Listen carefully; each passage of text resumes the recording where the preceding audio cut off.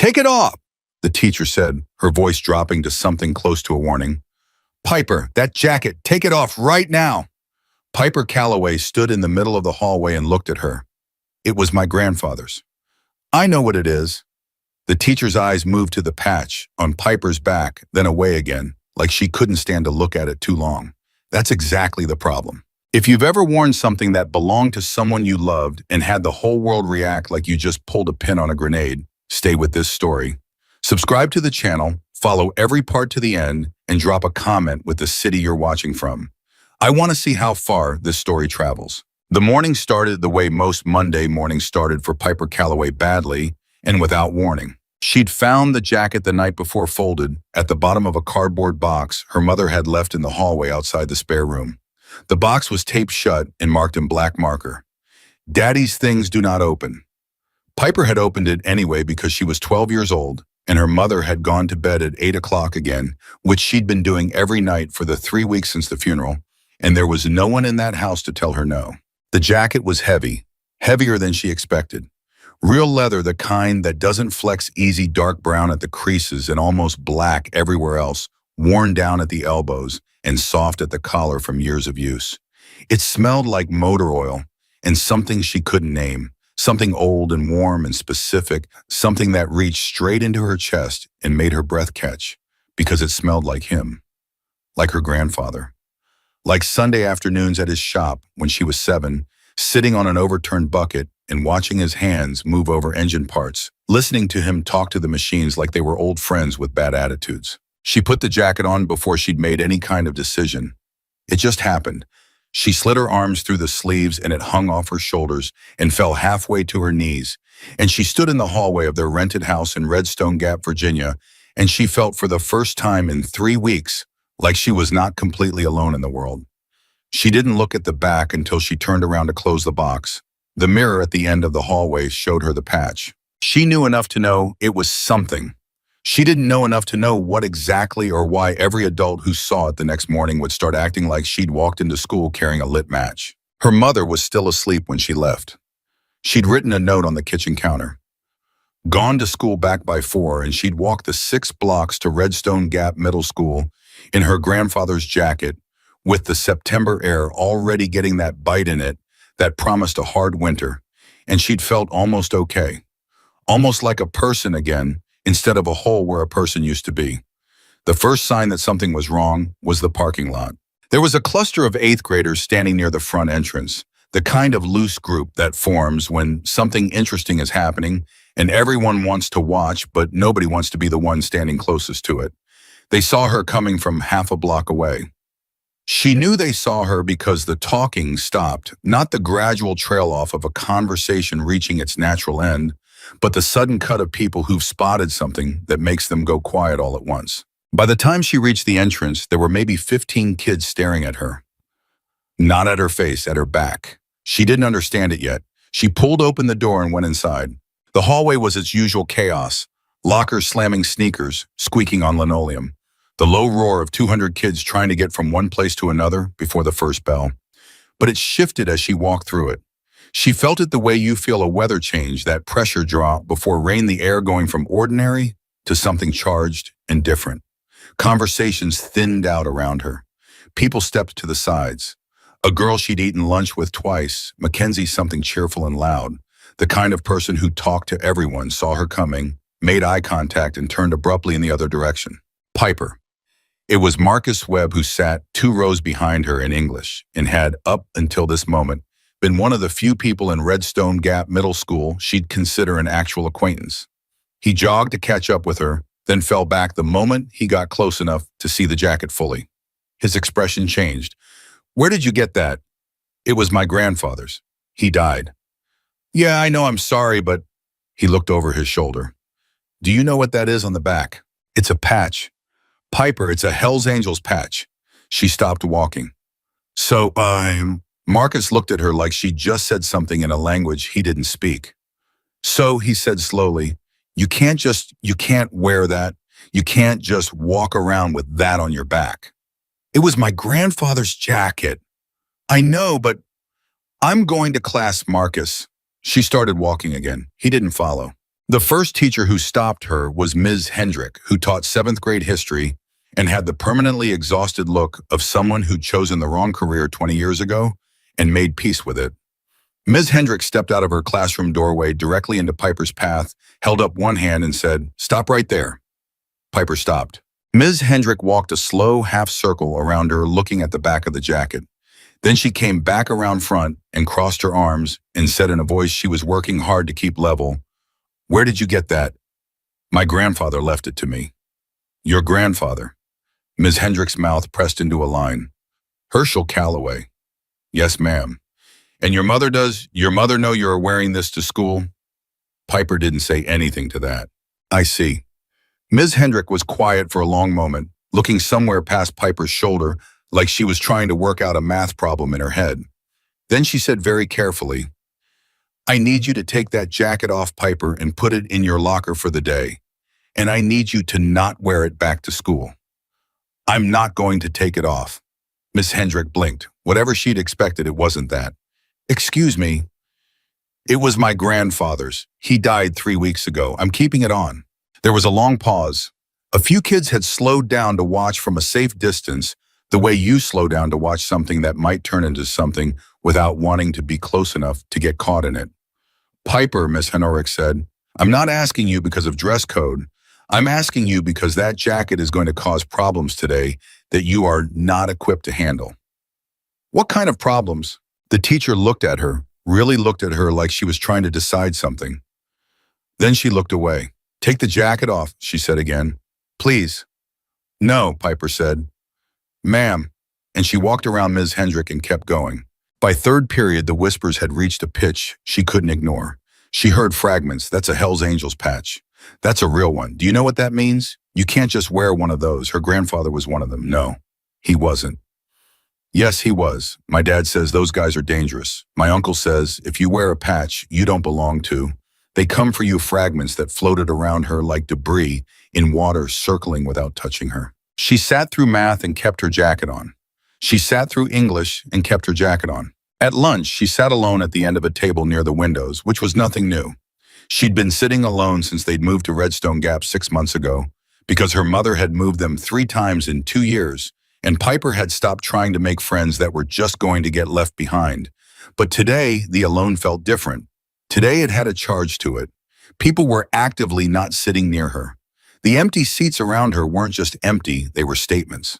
It was while she was sitting there picking at a sandwich she didn't want that she found the letter. She'd had her hands in the jacket pockets all morning without thinking much about it.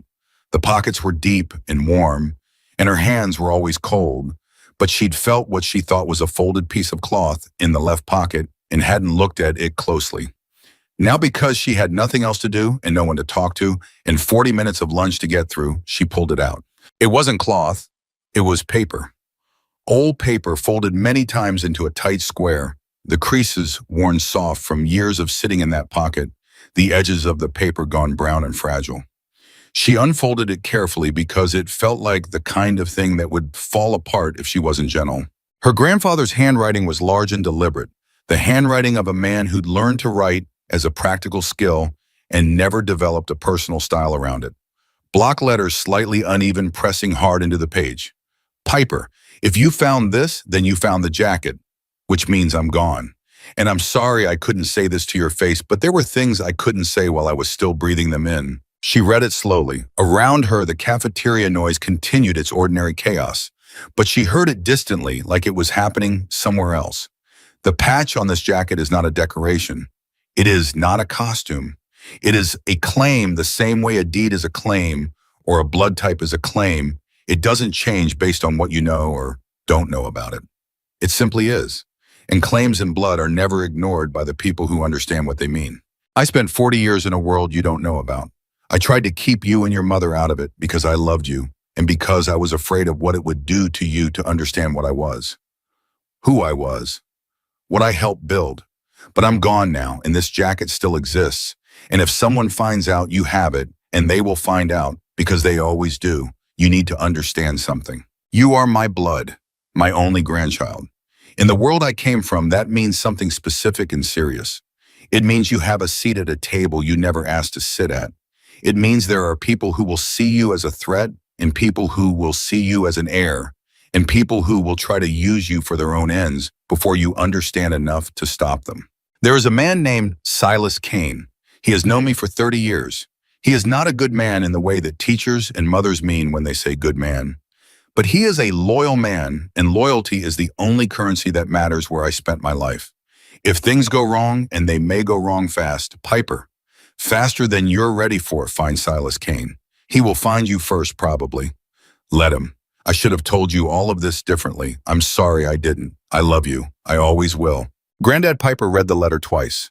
Then she folded it exactly the way it had been folded before, along the same soft, worn creases, and put it back in her pocket.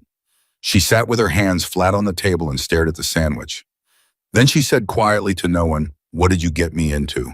The principal's office smelled like stale coffee and administrative despair. Piper had been in it twice since she'd started at Redstone Gap Middle School, once for a scheduling issue, and once for what Ms. Hendrick had called a disruptive attitude in class, which Piper thought was an unfair characterization of pointing out that a worksheet had the wrong answer printed on it. Principal Garrett was a large, soft-spoken man with the permanently harried expression of someone managing more than his job description covered. Today, he looked worse than usual. "Piper," he said, "I've had 3 teachers and 2 parents call this office about your jacket today." "Parents?" she blinked. "Parents of who?" "That's not the point. The point is, did any of those parents explain what their actual concern was, or did they just say the word Hell's Angels and expect you to handle it from there?" Garrett looked at her over the tops of his glasses. "You're 12. Yes. You understand that this jacket, this patch, represents something very serious. I understand it was my grandfather's jacket, and he died 3 weeks ago, and I'm wearing it because he's gone and I miss him." She kept her voice even. She'd learned in 3 years of schools and 3 sets of new kids who could smell new the way dogs smell fear, that if your voice broke, you lost. "And I understand that a bunch of adults are behaving like I walked in here wearing a live weapon, which doesn't make sense to me, and no one has explained it in a way that makes sense." "It makes sense," Garrett said carefully, "because there are people in this town and elsewhere who take the symbolism of that patch very seriously. People who might see a young girl wearing it without understanding what she's representing and react in ways that could be dangerous to you. So you're concerned for my safety?" "Yes. By making me take off the only thing I have left of my grandfather." Garrett opened his mouth, closed it again. He had the expression of a man losing an argument he hadn't expected to be in. "I'm going to call your mother. She's asleep." A pause. She's been asleep a lot since Granddad died. You can call, but she probably won't pick up." He called. She didn't pick up. He left a voicemail, formal and concerned, the kind of voicemail that made everything sound simultaneously urgent and carefully not her fault. Then he looked at Piper across his desk and said, "I'm going to need you to put the jacket in your locker for the rest of the day." "I already told Ms. Hendrick no," Piper said. "The answer is the same." "Piper, with respect, Principal Garrett, you've told me this jacket is dangerous because of what it represents. But you haven't told me why. And until someone tells me something real, something true, I'm keeping it on because it's all I've got of him, and I'm not taking it off." The silence in his office stretched. "You can call my mom again," she added, "or you can send me back to class, but I'm not taking it off." He sent her back to class. She was back in the hallway 3 steps from the office door when the man appeared. He didn't come from anywhere she could identify. He was just suddenly there at the end of the corridor, standing with his back against the wall in the particular way of someone who is very comfortable being in places they shouldn't be.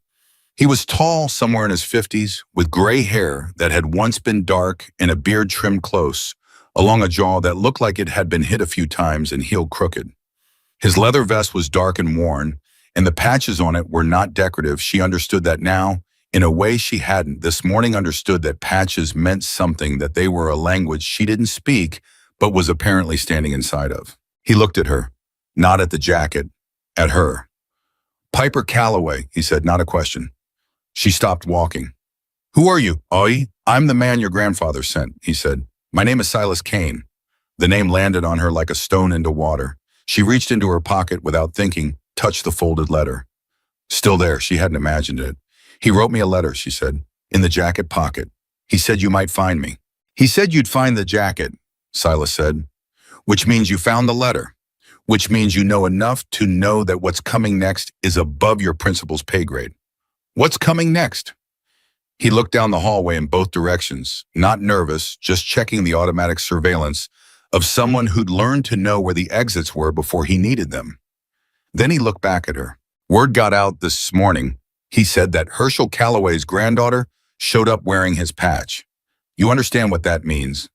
I'm starting to understand that I don't understand as much as I thought. Something shifted in his expression. Not quite a smile, but adjacent to one, the look of a man who'd expected less and gotten more. Fair enough, he said. Then let me explain it to you in terms that are real, because you asked for real, and nobody else in this building is going to give you real. Go ahead. Your grandfather was one of 4 men who founded the Redstone Gap chapter of the Hells Angels. Not a member, a founder. You understand the difference between a member and a founder, between someone who joined a thing and someone who built it. Someone who joined follows the rules.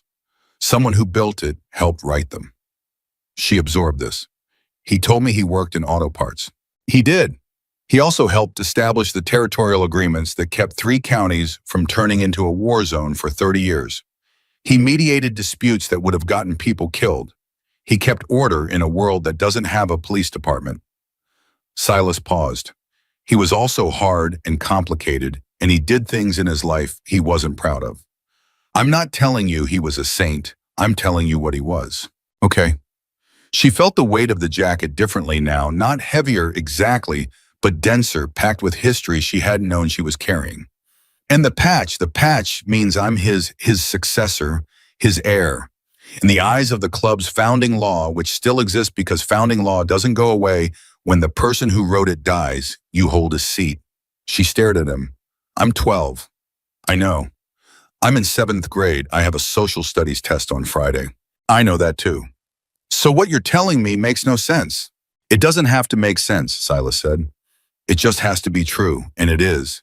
And there are people who knew your grandfather who will honor it, and there are people who didn't know your grandfather who will see it as a threat. And there is one specific person, the current president of this chapter, who is looking at the news of this morning and seeing a 12-year-old girl as a problem he needs to eliminate before she understands enough to be a real one. The word eliminate sat in the air between them. Eliminate, she said. His name is Vincent Cross. He's been president for 4 years. He built his position in the years after your grandfather stepped back from active leadership, stepped back, not out, which is a distinction that matters. Your grandfather never formally surrendered his founding seat. He just stopped exercising it. Vincent filled the vacuum. But the seat is still yours by blood, and Vincent knows it, and what you did this morning by walking into this school wearing that patch is the equivalent of planting a flag. I didn't mean to plant a flag, I was grieving. I know. And for the first time, his voice lost some of its informational quality and went somewhere quieter. Your grandfather loved you. He talked about you more than he talked about almost anything else in the last few years. You should know that. She felt her throat tighten. She didn't let it go anywhere. What do I do? That's what I'm here to figure out with you, but not in this hallway. He looked at the office door behind her. Your principal called your mother. Your mother didn't answer. They're going to try again, and when your school day ends, there will be people waiting outside this building who are not parents picking up their kids. How do you know that? Because I've been watching this chapter for 2 years at your grandfather's request. Because I know how Vincent operates. Because when word travels in this world, it travels fast. He looked at her steadily. I need you to call your mother right now from this hallway. Wake her up if you have to, and then we need to make a plan. What if I don't want a plan? What if I just want to go home and put the jacket back in the box and go to school tomorrow in a regular coat? Silas was quiet for a moment. Then, you read the letter? Yes. Then you know the answer to that question. She did. She'd known it the moment she'd read the words claims in blood are never ignored. The jacket being in the box didn't change what was on the back of it. Her wearing it had announced something to a world that had already known she existed, and that world would not forget box or no box. Okay, she said. I'll call her. She called. Her mother picked up on the 4th ring voice, thick with sleep, and something under the sleep that had been there since the funeral, that flat gray quality that made every word sound like it was coming from far away. Piper, is something wrong? I need you to come to the school, Mom. A pause. What happened? She looked at Silas, who was watching her with his arms crossed and his expression professionally unreadable. She looked down at her own hands. She thought about what to say. She thought about the letter and the patch and the name Vincent Cross and the weight of 40 years of history she was apparently now wearing on her back. I found Granddad's jacket, she said. The one with the patch. Silence on the other end. Mom. Piper. Her mother's voice had changed completely. The gray flatness was gone, replaced by something sharp and wide awake, the particular alertness of someone who'd spent years trying not to be surprised by something and had just been surprised by it. Where are you right now? The main hallway outside the principal's office. Don't move. Don't take the jacket off. Don't talk to anyone except, is there a man there? Tall gray beard. Piper looked at Silas.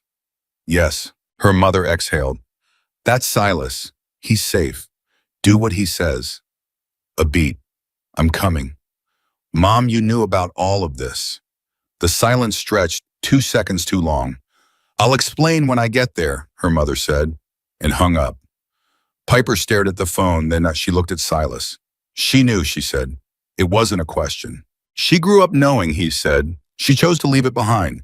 That's why she moved you. That's why she never talked about your grandfather's past. She was trying to give you something clean. He paused. She wasn't wrong to try but it didn't work. It rarely does. The school day was still going around them. Classes were changing, lockers were opening, a group of sixth graders were arguing loudly about something near the water fountain. Ordinary life ongoing.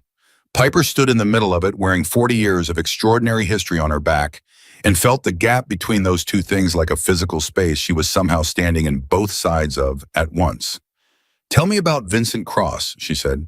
Tell me exactly what kind of problem he is. Silas looked at her for a moment, and she had the sense that he was recalibrating, something adjusting his read of who she was based on new information she kept providing. Vincent Cross took over a chapter that was in transition, he said. Your grandfather was stepping back. The founding members were aging out. There was a moment where everything that had been built could have gone one of two ways: consolidate ethically or consolidate for power. Vincent chose power. Over 4 years, he's redirected club resources into his own interests. He's driven out members who were loyal to the old code and brought in people loyal to him personally. He's made alliances with groups your grandfather would never have touched. What kind of groups? Silas's jaw tightened. The kind that operate in shadows your grandfather spent 30 years trying to keep out of this region. Drug distribution networks, enforcement rackets, the things the original chapter specifically refused to engage in because your grandfather believed correctly that they turned a community into a war zone. So he's corrupted everything my grandfather built. Systematically. And legally, it's untouchable. Everything is structured to look like legitimate club business. The only way to remove him is through the founding law, which requires a council vote, which can only be called by a member of the founding line. He looked at her directly, which is now you. She let that settle. A 12-year-old can call a council vote. A 12-year-old who is the blood heir of a founding member wearing that man's patch can invoke founding law. The law doesn't ask for age, it asks for blood and the willingness to claim it. He paused. Your grandfather structured it that way on purpose. He said once that the law should be able to be claimed by anyone who loved what it stood for regardless of who they were. He was thinking of a different scenario when he said it, but the law is what it is. He was thinking of a daughter or a son, Piper said. Not a grandkid. He was thinking of family, your family. Silas's voice went flat and certain. And for whatever it's worth, coming from me, who has not always thought kindly about the Calloway bloodline's habit of complicating my life, your grandfather was one of the only men I have ever met who deserved to have someone fight for what he built. She looked at him for a long moment. He held the look steadily, not defensive, not performing, just honest. Okay, she said, tell me the rest. Tell me everything I need to know before my mom gets here. That might take longer than start now and we'll continue somewhere else. She set her feet. I'm not walking into this blind. I'm Biden. Whatever happens next, I need to understand it. All of it. She met his eyes. My grandfather's letter said you were loyal. Prove it. The something that wasn't quite a smile came back to his face. Where do you want me to start? The beginning, she said. Start at the beginning. He started at the beginning. The Redstone Gap chapter of the Hells Angels had been founded in 1978 by four men: Herschel Calloway, a mechanic and Korean War veteran; Ray Guthrie, a former long-haul trucker; Dennis Farr, whose background Silas described as deliberately vague and best left that way; and a man named Warren Cross, who was Vincent Cross's uncle, which meant that the founding law Piper was now invoking had been written in part by a member of the same family who was now threatened by it. She noticed the look on Silas's face when he said that. You think Warren Cross's blood gives Vincent some kind of claim, she said. Vincent thinks so. His argument, the argument he'll make if you invoke founding law and call a council vote, is that the Cross family has as much founding right as the Calloway family. More, he'll argue, because he's present and active, and you're a child who's been kept ignorant of all of it. But that argument doesn't hold. No, because Warren Cross formally surrendered his founding seat 8 years ago when he retired. It's documented, signed, and witnessed. He did it right because Warren, whatever else he was, understood law and honor and the difference between them. A beat. Vincent has been trying to get Warren to recant that document for 3 years. Warren has refused. Is Warren still alive? Last I knew. Does Vincent know where he is? Silas looked at her with something that might have been genuine surprise. Why does that question occur to you? Because if Vincent wants Warren to recant and Warren keeps refusing, and if my invoking the founding law puts Vincent at risk of losing everything, then Warren becomes important. And important people have a way of disappearing when they're inconvenient to dangerous ones. The hallway was mostly clear now. Classes had settled. The ambient noise had dropped to the particular quiet of a building full of people doing things in separate rooms. Silas looked at her for a long time. Your grandfather said you were sharp, he said finally. I thought he was being sentimental. Was he right? He was right. A pause. Warren is in a care facility 3 counties over. He's 81 and his health isn't good. Vincent doesn't have access to him. I've made sure of that, but if this situation escalates, that could change. Then we need to move before it escalates. We. Yes, Piper said, we. You said you were loyal to my grandfather. I'm my grandfather's blood. The math isn't complicated.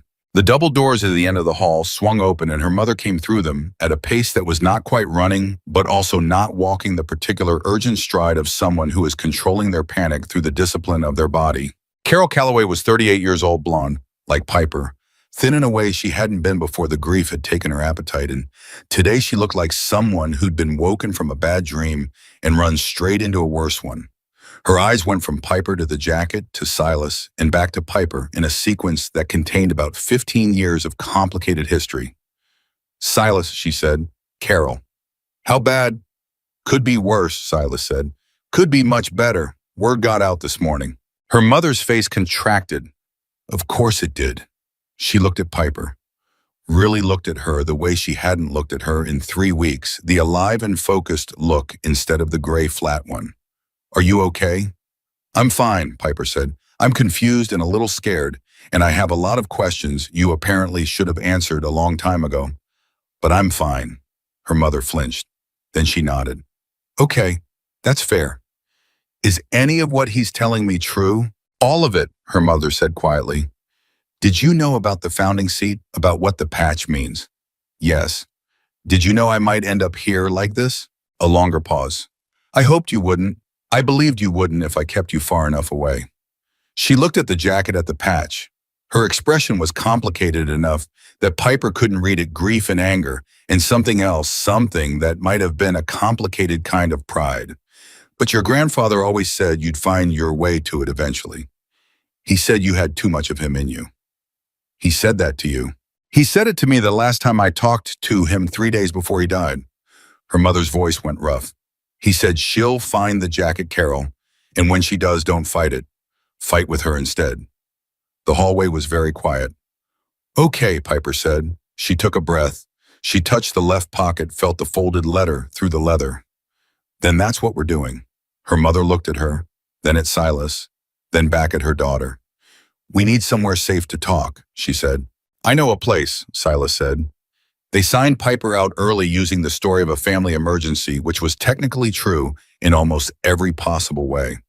The woman at the front desk looked at Silas the way most adults had been looking at him all morning, like a category of problem she wasn't equipped to address. And then she looked at the jacket on Piper's back and processed the paperwork with the speed of someone who wants something to be over. They stepped outside into the September air. 3 motorcycles were parked at the far end of the school lot away from the parent pickup area. Not new bikes, old ones maintained the kind of machines that had been ridden seriously and cared for like they mattered. 3 men stood near them, not moving, not talking, just standing in the particular way that Piper was starting to understand meant they were watching everything. One of them saw her and straightened. "That's her," he said. It was addressed to Silas, but his eyes were on the patch. "That's her," Silas said.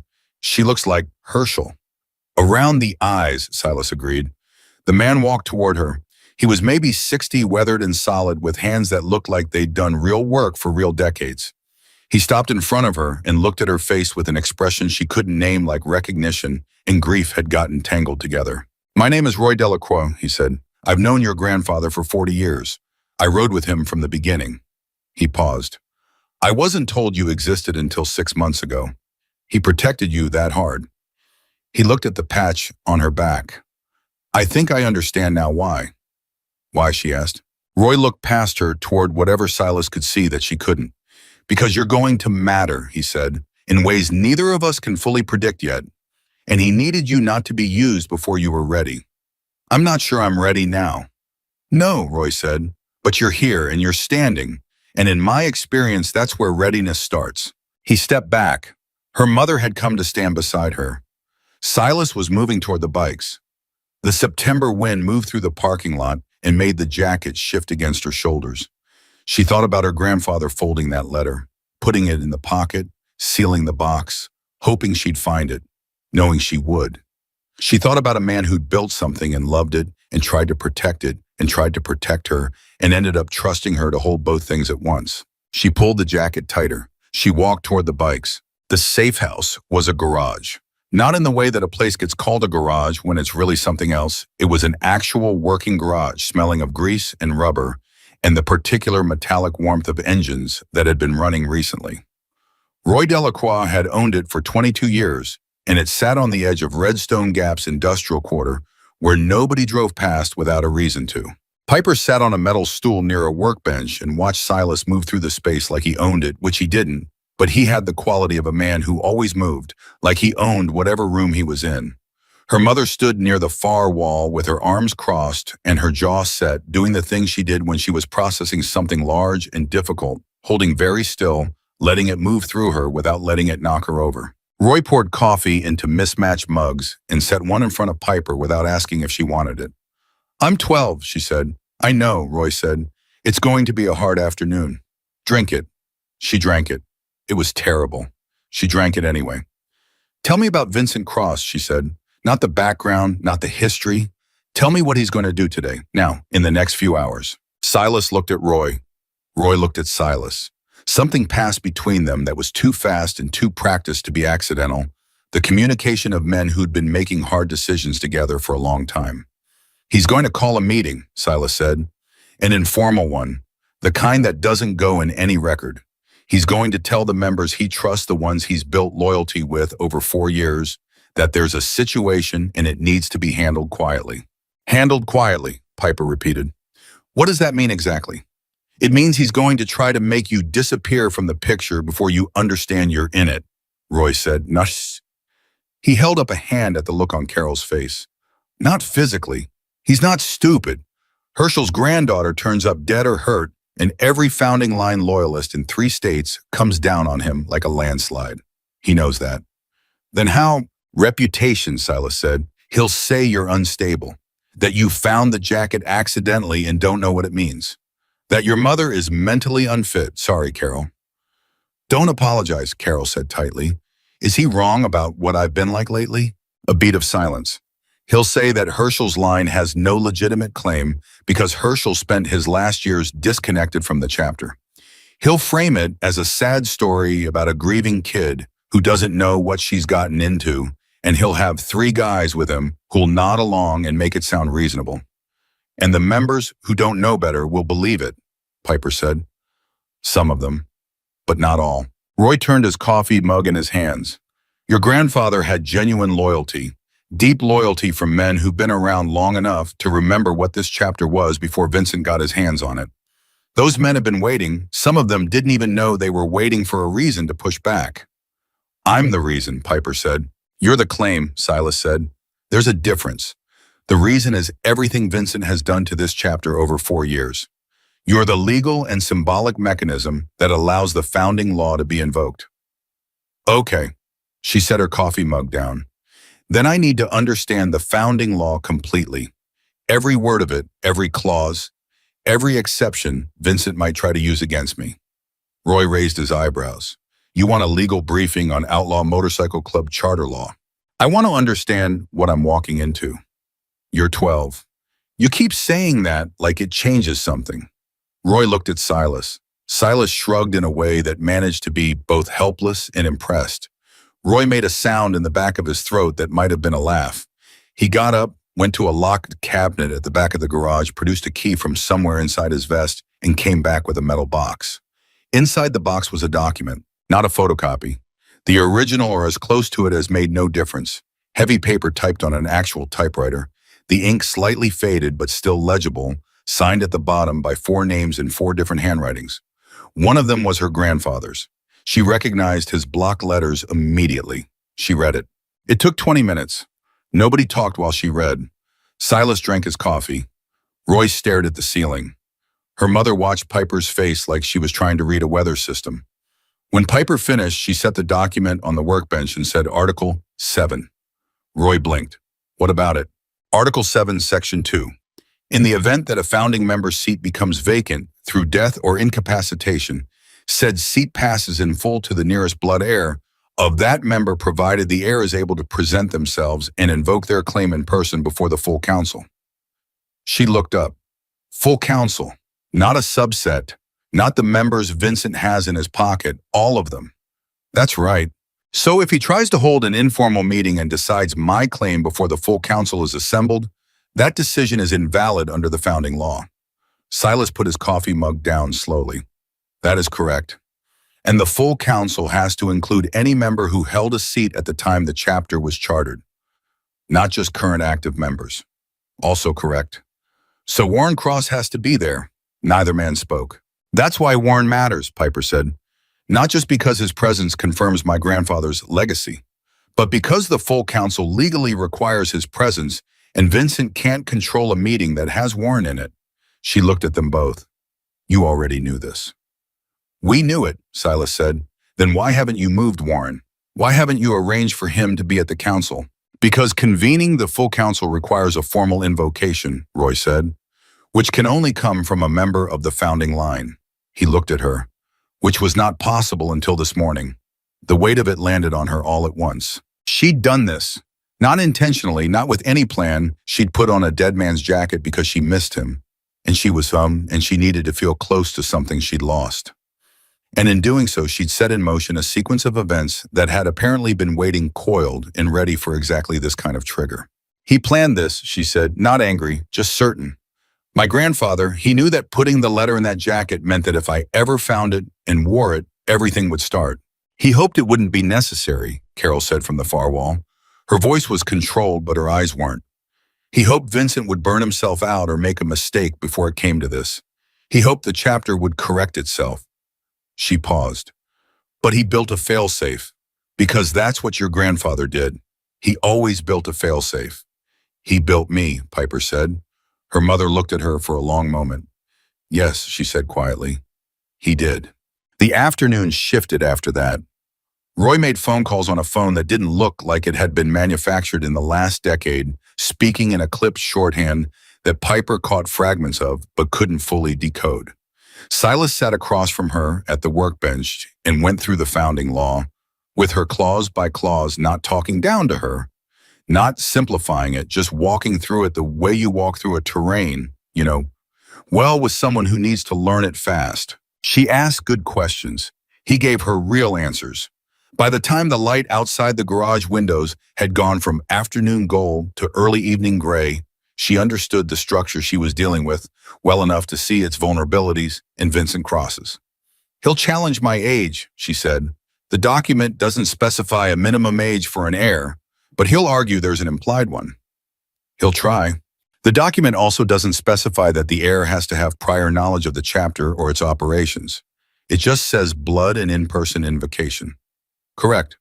So his legal challenges are weak, which means he'll move to something else.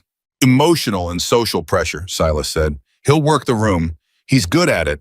He's had 4 years of practice managing how people feel about things, shaping narratives, making himself look like the reasonable adult in any situation involving someone less experienced.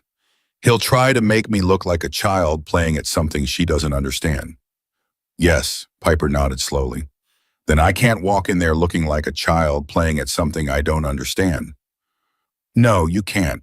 I need to know more, not just the law, the people. Who are the members who remember my grandfather? Who are the ones Vincent has fully converted? Who are the ones in the middle who might break either way?" Roy came back from his calls, pulling up a chair with the particular heaviness of a man who's been carrying something for a long time and is starting to feel it.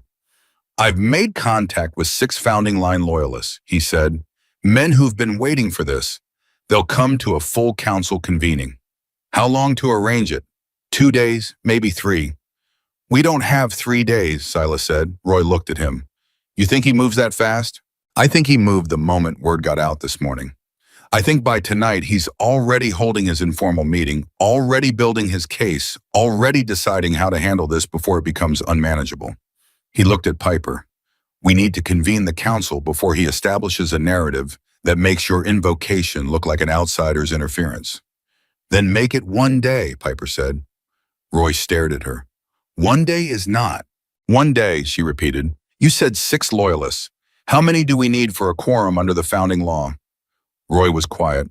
"Article 4, she said. Section 1. A full council requires representation from each founding member's line. That's 4 lines mine Warren crosses through his own appearance since his seat was formally surrendered, and 2 others from Guthrie and Farr descendants or appointed representatives." She paused. "Do the Guthrie and Farr families have representation available?" Roy and Silas looked at each other. "Ray Guthrie's son is in the area," Roy said slowly. "Pete Guthrie. He's been staying out of chapter politics, but—" "Dennis Farr's appointed representative is me," Silas said. "Farr designated me before he died 7 years ago. It's documented. Then we have the quorum," Piper said. "Me, Warren Cross, Pete Guthrie through his father's line, and you as Farr's designated. Plus Roy and the 6 loyalists as supporting members." She looked at them both. "We can call the full council with legal standing. Tonight." The garage was very quiet. Her mother had moved from the far wall to somewhere closer, as if drawn by the gravity of what was happening without fully deciding to move. She was looking at her daughter with an expression Piper couldn't entirely read, part alarm, part recognition, part something that was almost grief and almost pride, and wasn't entirely either one. "Tonight," Roy said. It wasn't agreement. It was the sound of a man processing a reality that had arrived faster than he'd expected. "Vincent's informal meeting is probably happening right now," Piper said. "Every hour we wait is an hour he's building the version of the story that works for him. The founding law is on our side, but the law only matters if we use it before it gets buried under his version of events." Silas stood up slowly, the movement of a man arriving at a decision. "Neutral ground," he said. "We have to hold it on neutral ground. Iron Cross is the designated neutral territory under the founding law." "Iron Cross bar," Roy said. "Vincent's going to be furious if we convene there." "He doesn't get to be furious," Piper said. "That's the point." Roy laughed genuinely for the first time, a short, rough sound of surprised laughter. "Lord," he said, "she is Herschel's grandkid." "Is that a yes?" He nodded. "That's a yes." Carol stepped forward, then coming fully into the circle of conversation rather than observing from its edges. "I need to say something," she said. They looked up at her. "I spent 12 years keeping my daughter away from all of this," she said. "I moved us 3 times. I never talked about my father's past. I tried to give her something clean." She paused, her voice steady with effort. "And I was not wrong to try, but I was wrong to think it was enough." She looked at Piper. What I should have done, what my father kept asking me to do, and I refused, was prepare you, tell you the truth, give you the knowledge to defend yourself if it ever came to this. A long breath. I'm sorry I didn't. Piper looked at her mother for a moment. We'll do the rest of the apologizing later, she said, when there's time. And then, because she could hear the thinness in her own voice and didn't want her mother to think it was cold, I know you were trying to protect me. I was. Then protect me now by helping us do this right. Carol squared her shoulders, straightened, and something in her posture shifted, not dramatically but meaningfully, the way a door opens on a room that's been closed for a long time. What do you need me to do? They planned for 2 hours. Roy made more calls. Silas worked through every foreseeable objection Vincent might raise and built responses to each one, the methodical preparation of a man who'd spent years thinking 3 moves ahead of dangerous people. Piper listened to all of it, asked questions, and filed answers in the organized mental space she'd always used for the things that mattered, the same space where she kept math formulas and historical dates in the particular way her grandfather had laughed at his own jokes, which was the best laugh she'd ever heard. At one point between calls, Roy looked at her across the workbench and said, "Can I ask you something?" "Sure." "You're scared. I can see it. You've been keeping it very professional, but you're scared." He said it without judgment, just observation. That's smart. Anyone who isn't scared in your position is either lying or stupid. But I want to know, underneath the scared, are you sure about this? She thought about it honestly, the way the question deserved. "I'm sure that I don't have a choice," she said. "I'm not sure about much else, but I'm sure about that." "That's enough," Roy said. "That's always been enough. My grandfather said that." "Your grandfather said a lot of things. That was one of them." He paused. "He also said that the thing that scared him most about the world he built wasn't the violence or the law or the rival clubs. It was the idea that it would outlive his principles, that everything he'd built to protect people would get turned into something that hurt them instead." His voice went rough. "That's what Vincent Cross has been doing for 4 years, turning a protective structure into an extractive one, using the fear and loyalty people had for the original chapter to line his own pockets and build his own power." Roy looked at her directly. "Your grandfather asked me 3 months before he died to find a way to fix it. I told him I didn't know how without causing more damage than the fix was worth." He stopped. "I think you might be the how." She didn't say anything. She didn't know what to say to that, but she held it. At 7:30 in the evening, when the plan had as much shape as it was going to get in the available time, her phone buzzed. Unknown number. She showed it to Silas. He looked at it. His jaw tightened. "Answer it," he said. She answered it. "Piper Calloway." The voice on the other end was smooth and unhurried, the voice of a man who was never surprised or worked very hard to sound that way. "My name is Vincent Cross. I imagine you have been told a number of things about me today." She'd been coached for this. She'd known it was coming. Still, her heart rate jumped. She kept her voice level. "I've been told some things. I'd like to offer you a different perspective, in person. Just you and me, no Silas Kane running interference, no Roy Delacroix and his selective memory of how things used to be." A pause. "You seem like a smart girl. I'd like to talk to a smart girl instead of talking about her." "Where? Neutral, location, your choice. I'll come alone." Silas was shaking his head sharply. She held up one finger. "Wait. I'm not meeting you alone," she said into the phone. "I'll meet you with Silas Kane present. Tomorrow morning, and anything you want to say to me, you can say in front of him." A silence that lasted 3 beats too long. "You're letting Kane make decisions for you." "I'm making my own decisions. Kane is someone I trust. That's different." She kept her voice steady. "Tomorrow morning, with him present, or not at all." Another pause. "You're going to make this complicated." "I didn't make anything," Piper said. "I just wore a jacket. You're the one making it complicated." The silence on his end went from calculating to something colder. "Your grandfather," Vincent said quietly, "was a man who loved things more than was practical. His chapter, his family, his principles. That kind of love is expensive in my world, Piper. And the bill usually comes due when people least expect it." It was not quite a threat. It was the outline of a threat carefully kept below the line that made it actionable. But it landed the way it was meant to. "I'll see you tomorrow," Piper said, and hung up. The garage was very quiet. He called you, Silas said. It wasn't surprise, it was confirmation of something he had expected. He wanted to meet alone. I heard. His expression had gone to a hard, flat place that told her the call had given him information. He's feeling the timeline. He wanted to get to you before the council convening, manage you personally, neutralize you as a factor, before you can use the founding law. He's smart, she said, not with admiration, just with the accuracy of someone assessing a variable. He's very smart, Silas agreed. Don't underestimate that. He's been managing people in situations for 4 years in a world that punishes mistakes immediately and permanently. Whatever room you walk into with him, he's been in that room 100 times before. But he hasn't been in a room with me before. No. Silas looked at her with something complicated in his expression. He hasn't. Roy was on the phone again in the corner. She heard fragments tonight. Yes, Iron Cross bring Delgado and Harmon. Yes, I'm sure the pieces of a meeting being assembled. There's something else, Silas said, lowering his voice. The call. He had your number. She blinked, then understood. Nobody has my number. Your principal does. The school records do. Vincent Cross has access to the school's administrative records. Vincent Cross has spent 4 years building relationships with people in positions to give him access to things he shouldn't have access to. His voice was flat and controlled. That's what I mean about what he's done to this chapter. It's not just internal corruption. He's built external influence in municipal offices and local government in places where information flows and favors get traded.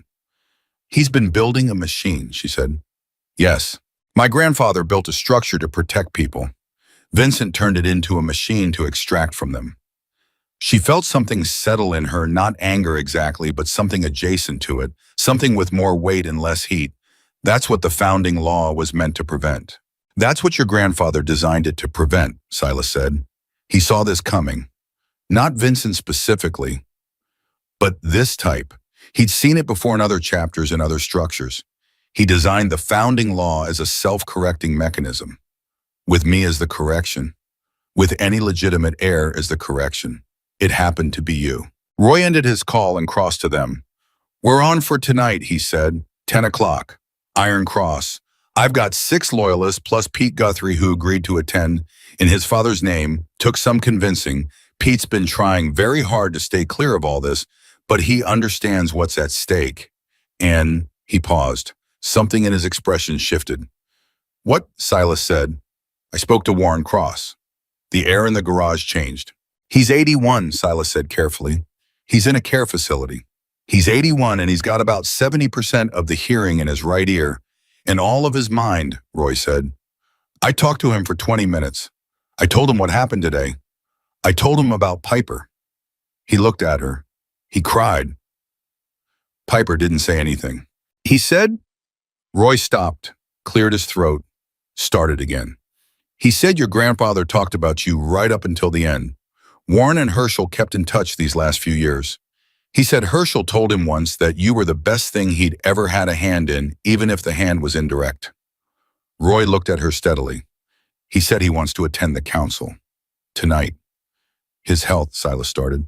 He said, and I'm quoting, I've been waiting for 4 years to watch someone take Vincent Cross apart by the roots. I'm not dying before I see it. Roy paused. He's arranging transport now. His daughter is driving him. The council was real now. It was happening. Piper could feel it in the room like a pressure change, the way the atmosphere shifts before something large and irreversible begins. He knows what this cost you, Silas said to her quietly so only she could hear. Coming tonight, choosing this. He knows it's not just a legal procedure, it's your life getting rearranged permanently. My life already got rearranged, she said. 3 weeks ago, when he died, she touched the pocket with the letter in it. He just left me directions for what to do after. She pulled the jacket tighter across her shoulders. Then her mother came and stood next to her, close enough that their arms were touching, and didn't say anything, just stood there, which was more than anything said could have been. The call that came 40 minutes later was from a number Silas recognized. He took it in the corner of the garage, spoke very little, listened for a long time. When he hung up, his face had gone to a place she hadn't seen on it yet. Not the flat professional calm, not the controlled assessment, but something personal. Something that cost him. What? Roy said. Sidewinders made a move, Silas said. Roy was on his feet immediately. Where? Pete Guthrie. They went to his house 20 minutes ago, 4 of them. Silas looked at Piper. He's okay, he got out, but they left a message. What kind of message? The kind that means someone told the Sidewinders about tonight before I made my calls an hour ago. He let that sit for exactly 1 second, which means Vincent Cross is talking to the Sidewinders. Roy's expression went somewhere dangerous. He wouldn't. He did. Using a rival club as enforcement against a founding line council invocation that's a violation of every code this chapter was built on. Yes, Silas said, it is. He looked at Piper. And it's also evidence. Against him. Direct, clear, documentable evidence that he's broken the founding law by colluding with external parties against a legitimate founding line claim. Piper saw it immediately, which means tonight isn't just about invoking my grandfather's seat. Tonight becomes about Vincent's removal for cause, Silas said, which is a different legal standard, faster, cleaner, harder to argue against. He paused. He just handed us the case. He doesn't know Pete got out, she said. No, he thinks the warning landed. He thinks Pete Guthrie is scared and won't show tonight. Then Pete needs to show tonight, Piper said, visibly, with whatever message the Sidewinders left, whatever evidence of their visit exists. He walks into that room carrying proof that Vincent Cross sent a rival club to intimidate a founding line heir. She looked at Silas steadily. That's not a political dispute anymore. That's a capital violation of the founding law. The garage was completely silent. Roy broke it. She's right, he said. The words came out slowly like they were being weighed as they were spoken. Under Article 9, conspiracy to obstruct a legitimate council invocation by use of external force. It's the single most serious founding law violation possible. He didn't think we'd move this fast, Silas said. He thought he had days. He was working a 4-day problem, and we turned it into a 1-night problem. Can we still get Pete there safely? Piper asked. I'll go myself, Roy said, already moving toward the garage door. And Warren Cross, Silas said. Warren is 81 years old and he's been waiting 4 years, Roy said, not stopping. He'll be there if I have to drive him myself. And then it was just Piper and Silas and her mother in the garage and the sound of Roy's truck pulling out into the evening and the quiet that comes before very large things happen. Her mother put a hand on her shoulder. Are you ready? Piper thought about her grandfather's handwriting, block letters pressing hard into the page, the smell of motor oil and something warm and specific that she couldn't name, but that meant the only person who'd always made her feel like she was standing on ground that would hold. She thought about a man who'd spent 40 years building something worth protecting, who'd loved it and who'd loved her and who'd trusted her specifically and deliberately with the task of holding them both at once. She thought about the document with 4 signatures, his block letters at the bottom, a structure he'd designed to correct itself when correction was needed through whoever loved it enough to invoke it. She was 12 years old. She had a social studies test on Friday. She'd been in Redstone Gap for 6 months and had eaten lunch alone most of those days because she hadn't known how to start over in a new place again. And she was Herschel Calloway's granddaughter, wearing his patch, holding his letter, standing in the middle of a story he'd written her into before she was old enough to read it. I don't know if I'm ready, she told her mother honestly, but Roy and Silas will be there, and Warren Cross is coming, and Pete Guthrie is coming, even though someone tried to scare him off. She straightened. And my grandfather spent 40 years building something that deserves to be defended. So whether I'm ready or not, I'm going. Her mother looked at her for a long moment. Then she pulled her into a hug, not the careful managing hug of recent weeks, but the real kind, full and fierce, the hug of someone who has stopped managing and started feeling. He was right about you, her mother said into her hair. Piper held on for exactly as long as she needed to. Then she let go, straightened the jacket on her shoulders, and walked toward the door. Iron Cross was waiting, and so was Vincent Cross. And neither of them, she was becoming increasingly certain, was ready for what was coming through that door. Iron Cross was the kind of place that had survived 40 years by being useful to people who didn't want to be found. It sat at the end of a road that wasn't on most maps, and the people who knew about it because they'd been brought there by someone who trusted them enough to share the location. The founding law had designated it neutral territory in 1978, and in 40 years that designation had never been formally challenged, because even the most volatile men in the chapter understood that some things had to stay sacred or nothing held together at all. Piper understood all of this by the time Silas pulled the truck to a stop outside it. Roy had briefed her on the drive over, filling in the cultural weight of the place, what it meant that a full council was being convened here, what it meant that she was the one convening it, what the room would look like when she walked in, and what the room would feel like, and how to stand inside that feeling without letting it carry her sideways. "Don't let the room intimidate you," Roy had said from the back seat. "It's going to try. How do I stop it?" "Remember why you're there," he said. "Not what you're afraid of. Why you're there." She was there because her grandfather had built something worth protecting. She held that like a handhold on a steep climb, not comfortable, not easy, but solid, something that would hold weight. She got out of the truck. The night air was cold and clean, and she pulled the jacket tighter and walked toward the door. Silas was on her left. Roy was on her right. Her mother had stayed at the garage. They'd agreed that Carol's presence would complicate the dynamic, give Vincent something to weaponize the protective mother who didn't want her daughter there, the family drama that could obscure the legal substance. Her mother had agreed reluctantly with the expression of a person exercising every ounce of self-control they possessed. Pete Guthrie was already inside. Roy had confirmed it by text 3 minutes ago. Warren Cross was on his way 15 minutes out, his daughter driving him from the care facility, 3 counties over. Warren apparently having informed the facility staff that he was leaving for a medical appointment and not invited their opinion on the matter.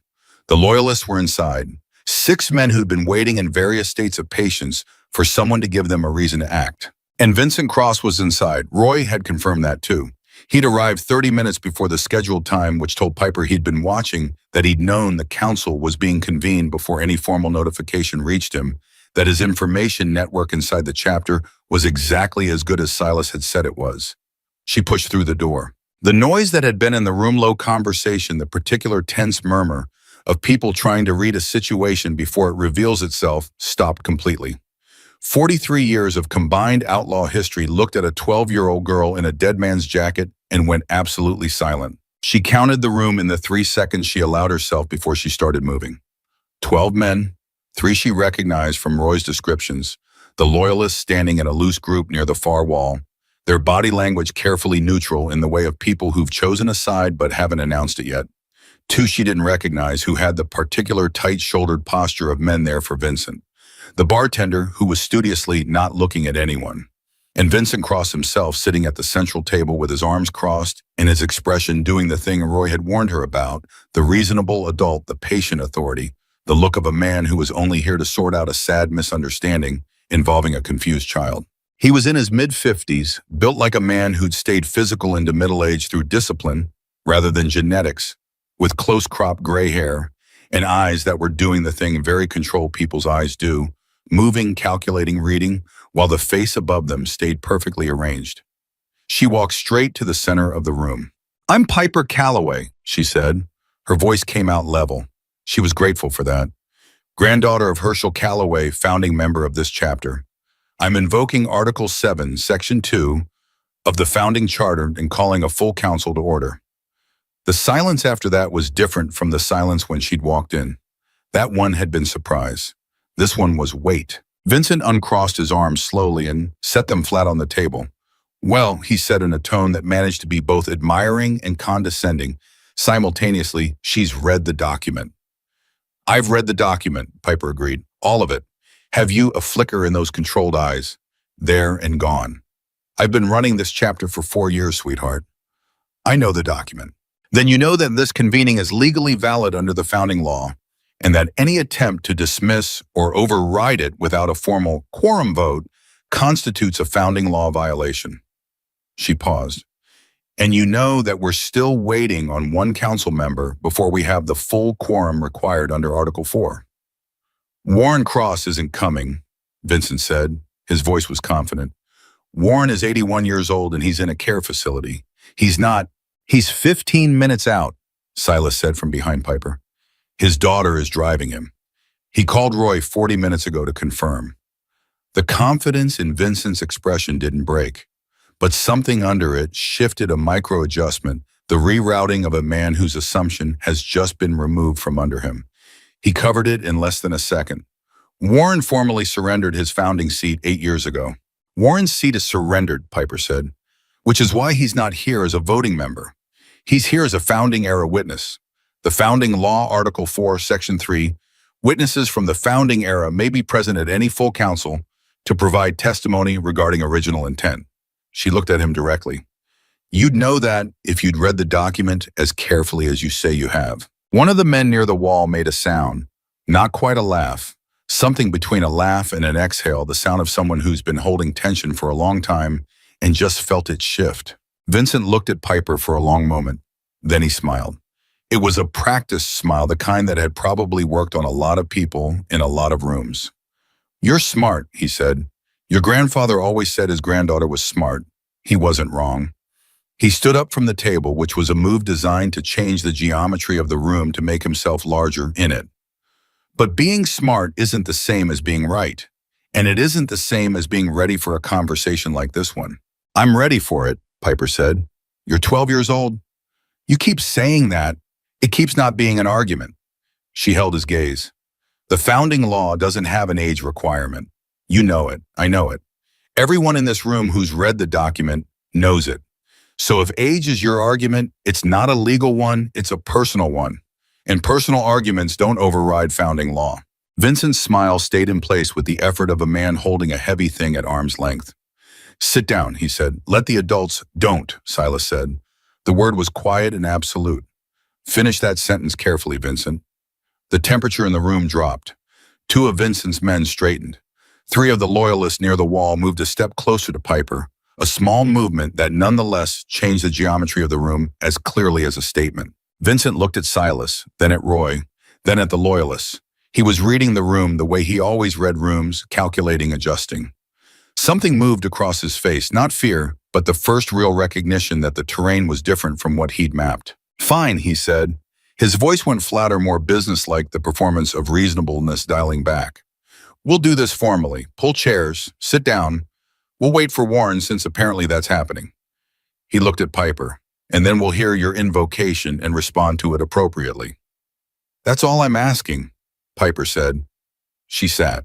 The wait for Warren Cross was 11 minutes. They were the longest 11 minutes Piper had experienced since the 3 weeks of funeral aftermath time that had the dense, pressurized quality of time that knows something large is about to happen inside it. The room rearranged itself during those 11 minutes in ways that were mostly unspoken. Vincent's two men sat close to him. The 6 loyalists arranged themselves on the other side, not dramatically, just naturally, the way people in a room find the gravitational center that corresponds to where they actually stand. Roy sat at Piper's right hand. Silas stood behind her, which she understood was both protective and symbolic. She spent the 11 minutes studying Vincent Cross. He was good. She had to give him that. He sat with the patience of someone who had been in difficult rooms many times and knew that the person who showed anxiety first lost a point they couldn't get back. He checked his phone once casually, not urgently, and set it down. He spoke quietly to the man beside him, twice, just murmurs, nothing she could read. He did not look at her again, which she understood was also a tactic, the deliberate withdrawal of attention from something you want to seem beneath your notice. She used the 11 minutes to do something she learned from her grandfather, who taught her chess at 7, and said the only real lesson chess had to offer was this one before you worry about your own next move. Understand your opponent's last one and what it was meant to force you to do. Then do the opposite. Vincent's last move had been the Sidewinders. He'd sent an external enforcement threat to Pete Guthrie to scare him off. That told her something, not just that he was willing to break the founding law, but that he was scared enough of tonight to break it.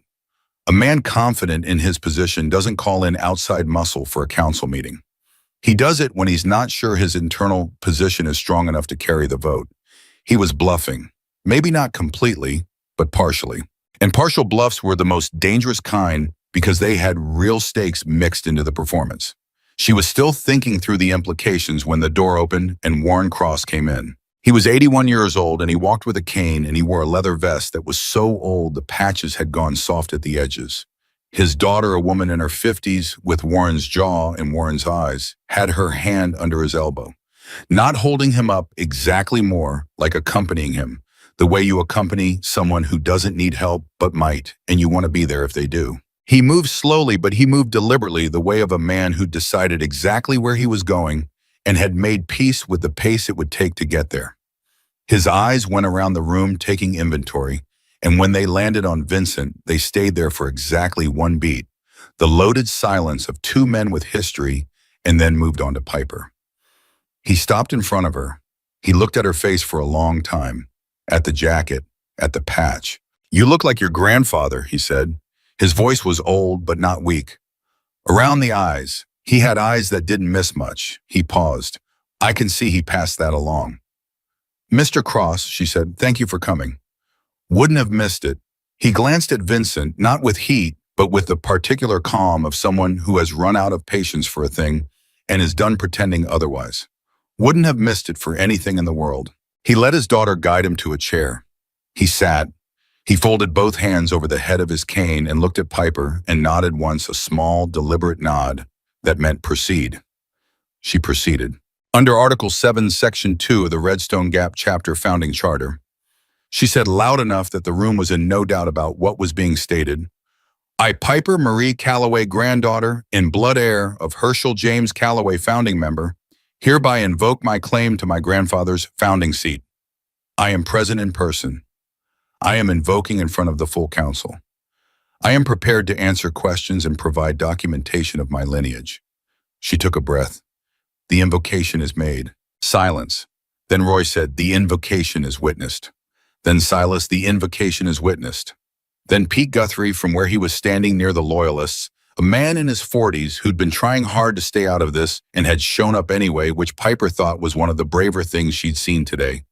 "The invocation is witnessed." And then one by one, the 6 Loyalists said it. 9 witnesses. The founding law required 5. Vincent let the silence play out. Then he said with the precision of a man who'd been preparing this for hours, "The invocation is noted. The council will now consider the question of its validity." "Its validity is established by the founding law," Piper said. "The founding law," Vincent said, "was written 40 years ago by 4 men who could not have anticipated this exact situation. A minor child raised outside the chapter with no knowledge of its operations, no participation in its structure, claiming a seat based solely on biological relation to a man who spent his last years largely disconnected from. He never surrendered his seat," Piper said. "He stopped attending councils. He stopped participating in chapter decisions. He stopped. None of those constitute formal surrender under the founding law," Piper said. "Article 7, Section 4. A founding seat may only be surrendered by formal written declaration witnessed by 2 council members and filed with the chapter record." She looked at him steadily. "My grandfather never filed that document. His seat was never formally surrendered. Therefore, it passed to me at his death by blood under Section 2. A beat. "If you have a document showing otherwise, produce it." Vincent looked at her. The room was very quiet. "I don't have a document," he said, "because the scenario was never anticipated to." "Then the invocation stands," Piper said, "under the founding law as written, which is the only law that governs this council." Warren Cross made a sound from his chair. It took Piper a moment to identify it. He was laughing, a soft, private sound of genuine pleasure quickly contained. His daughter put a hand on his arm and he patted it and kept his eyes on the room with an expression of deep and focused satisfaction. Vincent stood up. It was a different kind of standing than before. Not the controlled adjustment of the earlier move, but something that had more force behind it, the movement of a man abandoning the performance of patience because it's costing more than it's returning. He walked around the table and the 2 men flanking him shifted and the Loyalists on the other side shifted, and the room became the kind of room where everyone is measuring the distance between themselves and everyone else. "Let me tell you what this actually is," he said, and his voice had dropped its smoothness and gone to something harder and more direct. "This is a child who found a jacket in a box and walked into school with it and stumbled into something she doesn't understand. And there are men in this room who are using her grief, using her ignorance, using her youth to make a move against this chapter's current leadership that they don't have the standing to make themselves." He looked at Silas. "Kane, you've been running an opposition operation for 2 years. You couldn't do it openly because you don't have founding line standing. So you waited.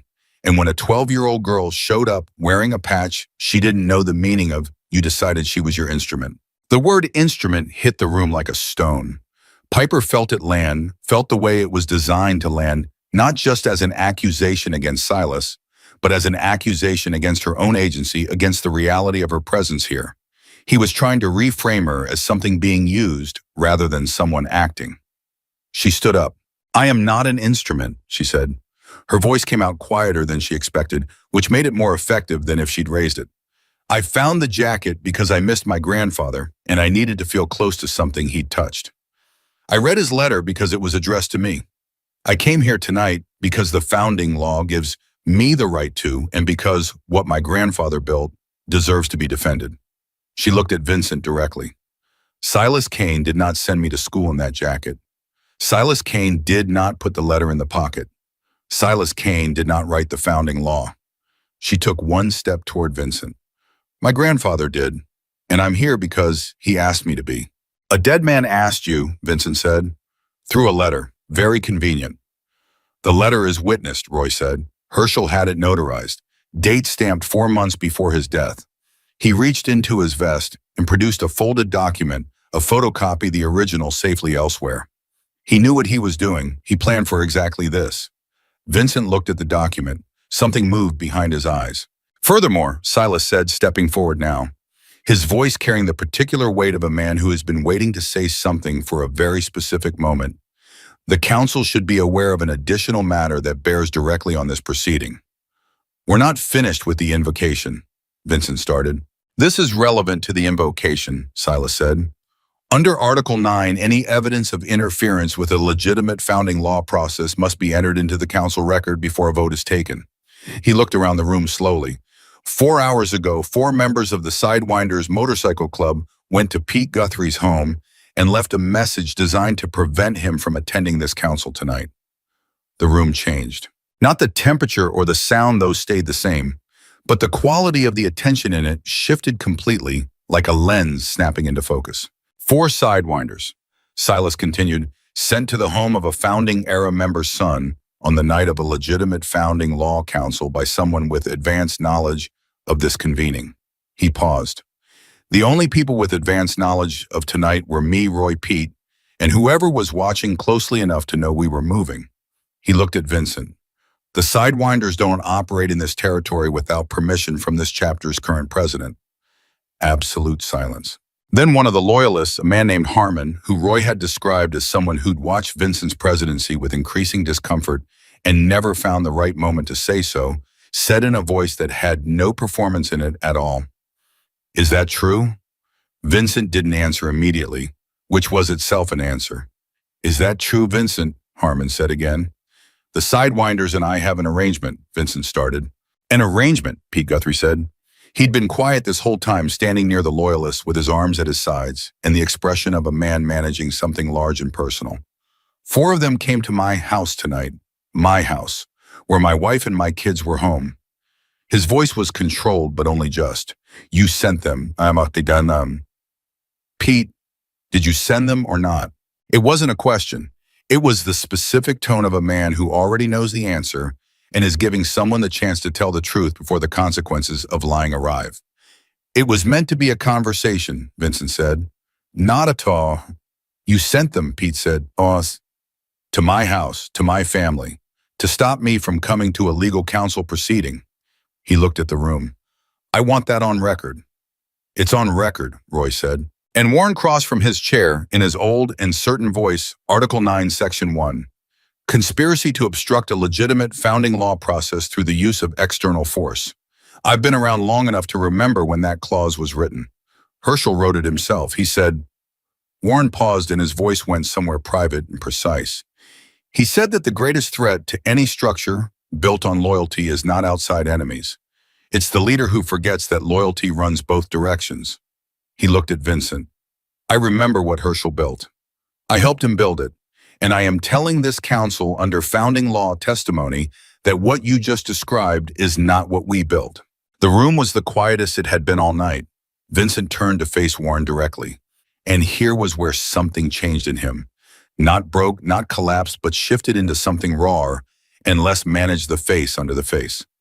"Warren Ishtiah," he said, and his voice had lost its polish. "You surrendered your seat. You walked away. You don't get to walk back in here and—" "I walked away from the seat," Warren said. I didn't walk away from what it stood for. There's a difference. You of all people should understand differences like that. This chapter needed leadership. It had leadership. You replaced it with management. There's a difference in between those two. Warren's voice was steady and clear and old as stone. Herschel led people. You managed them. And when managing wasn't enough, you controlled them. And when controlling wasn't enough, you sent the Sidewinders to Pete Guthrie's house. He shook his head slowly. My brother built this chapter better than that. And I surrendered my seat to protect what he built because I was getting old and I trusted the people coming up behind me. His eyes didn't leave Vincent's face. That was a mistake I've spent 4 years regretting. I'm correcting it tonight. Vincent looked at him for a long, hard moment. Then he turned to the room. And now the performance was entirely gone. The smoothness, the patience, the reasonable adult. What was left was something harder and less disguised. You think this is a vote you can win, he said. You think this letter and this child and Warren Cross showing up in a borrowed car is enough to undo 4 years of work. His voice had an edge in it, now not quite anger, but adjacent to it, the edge of a man who built something with his hands and sees people reaching for it. This chapter functions because of structures I built. Revenue streams, alliances, protection arrangements. You pull me out of this chair and those structures collapse. The Sidewinders don't stay friendly out of goodwill. The arrangements I have with the county don't maintain themselves. You want this chapter to survive, you need what I've spent 4 years building. We need what Herschel spent 40 years building, Silas said. You spent 4 years building a machine that makes you money and gives you power. That's not the same thing, It keeps people safe. It keeps you safe, one of the loyalists said. A man named Delgado who had said nothing until this moment and whose silence had made his speaking now into an event. My family has lived in this territory for 30 years under the protection this chapter was supposed to represent. And in the last 4 years, I've watched that protection turn into a tax, a toll. You don't protect the community anymore, Vincent. You charge it. More silence, the kind that accumulates. Vincent looked around the room. He was counting. Piper realized counting faces, reading where people were running the calculation of whether he had the votes to survive what was coming next. She could see him running it. She could see the moment he got his answer. Call the vote, she said. Vincent looked at her. Under Article 8, she said, any member of the founding line may call for a formal vote on a matter of chapter leadership when evidence of founding law violation has been entered into the council record. She looked at the room. Article 9 violation has been entered. My invocation is legally valid. I'm calling for a vote on 2 questions. First, the legitimacy of my grandfather's seat passing to me by blood. Second, the removal of the current president for founding law violation under Article 9. The room held its breath. Then Roy said, seconded. Silas seconded. Warren from his chair with the deliberate weight of a man placing the last piece of something he started building 40 years ago, seconded. Vincent stood very still, and then he did something none of them expected. He walked to Piper, not aggressively, no one in the room moved, but everyone tensed, just walked directly and stopped in front of her. He was close enough that she could see the detail of his face, the lines around his eyes, the particular flatness that lived behind the controlled expression. He looked at her for a long time, and what she saw in his face was complicated enough that she couldn't reduce it to one thing. There was anger in it, yes, and calculation, and something that might have been underneath everything else, a kind of recognition. The look of a man who has just understood something about the specific nature of the problem in front of him. Then he reached out and with 2 fingers touched the patch on her jacket. Not grabbing it, not threatening, just touching it, the precise, deliberate touch of a man making a point. Do you know what your grandfather did to the last person who challenged his authority in this room? He said quietly so that only she could hear. No, she said, but I know what he built when he was done. Vincent pulled his hand back. Then he turned to face the room and said loud enough for everyone, you want to vote? Fine. Let's vote. He sat back down. And Piper Calloway, 12 years old, wearing her dead grandfather's patch in a room full of men who'd spent their lives in a world she'd only learned existed that morning, stood at the center of it and felt the ground hold under her feet.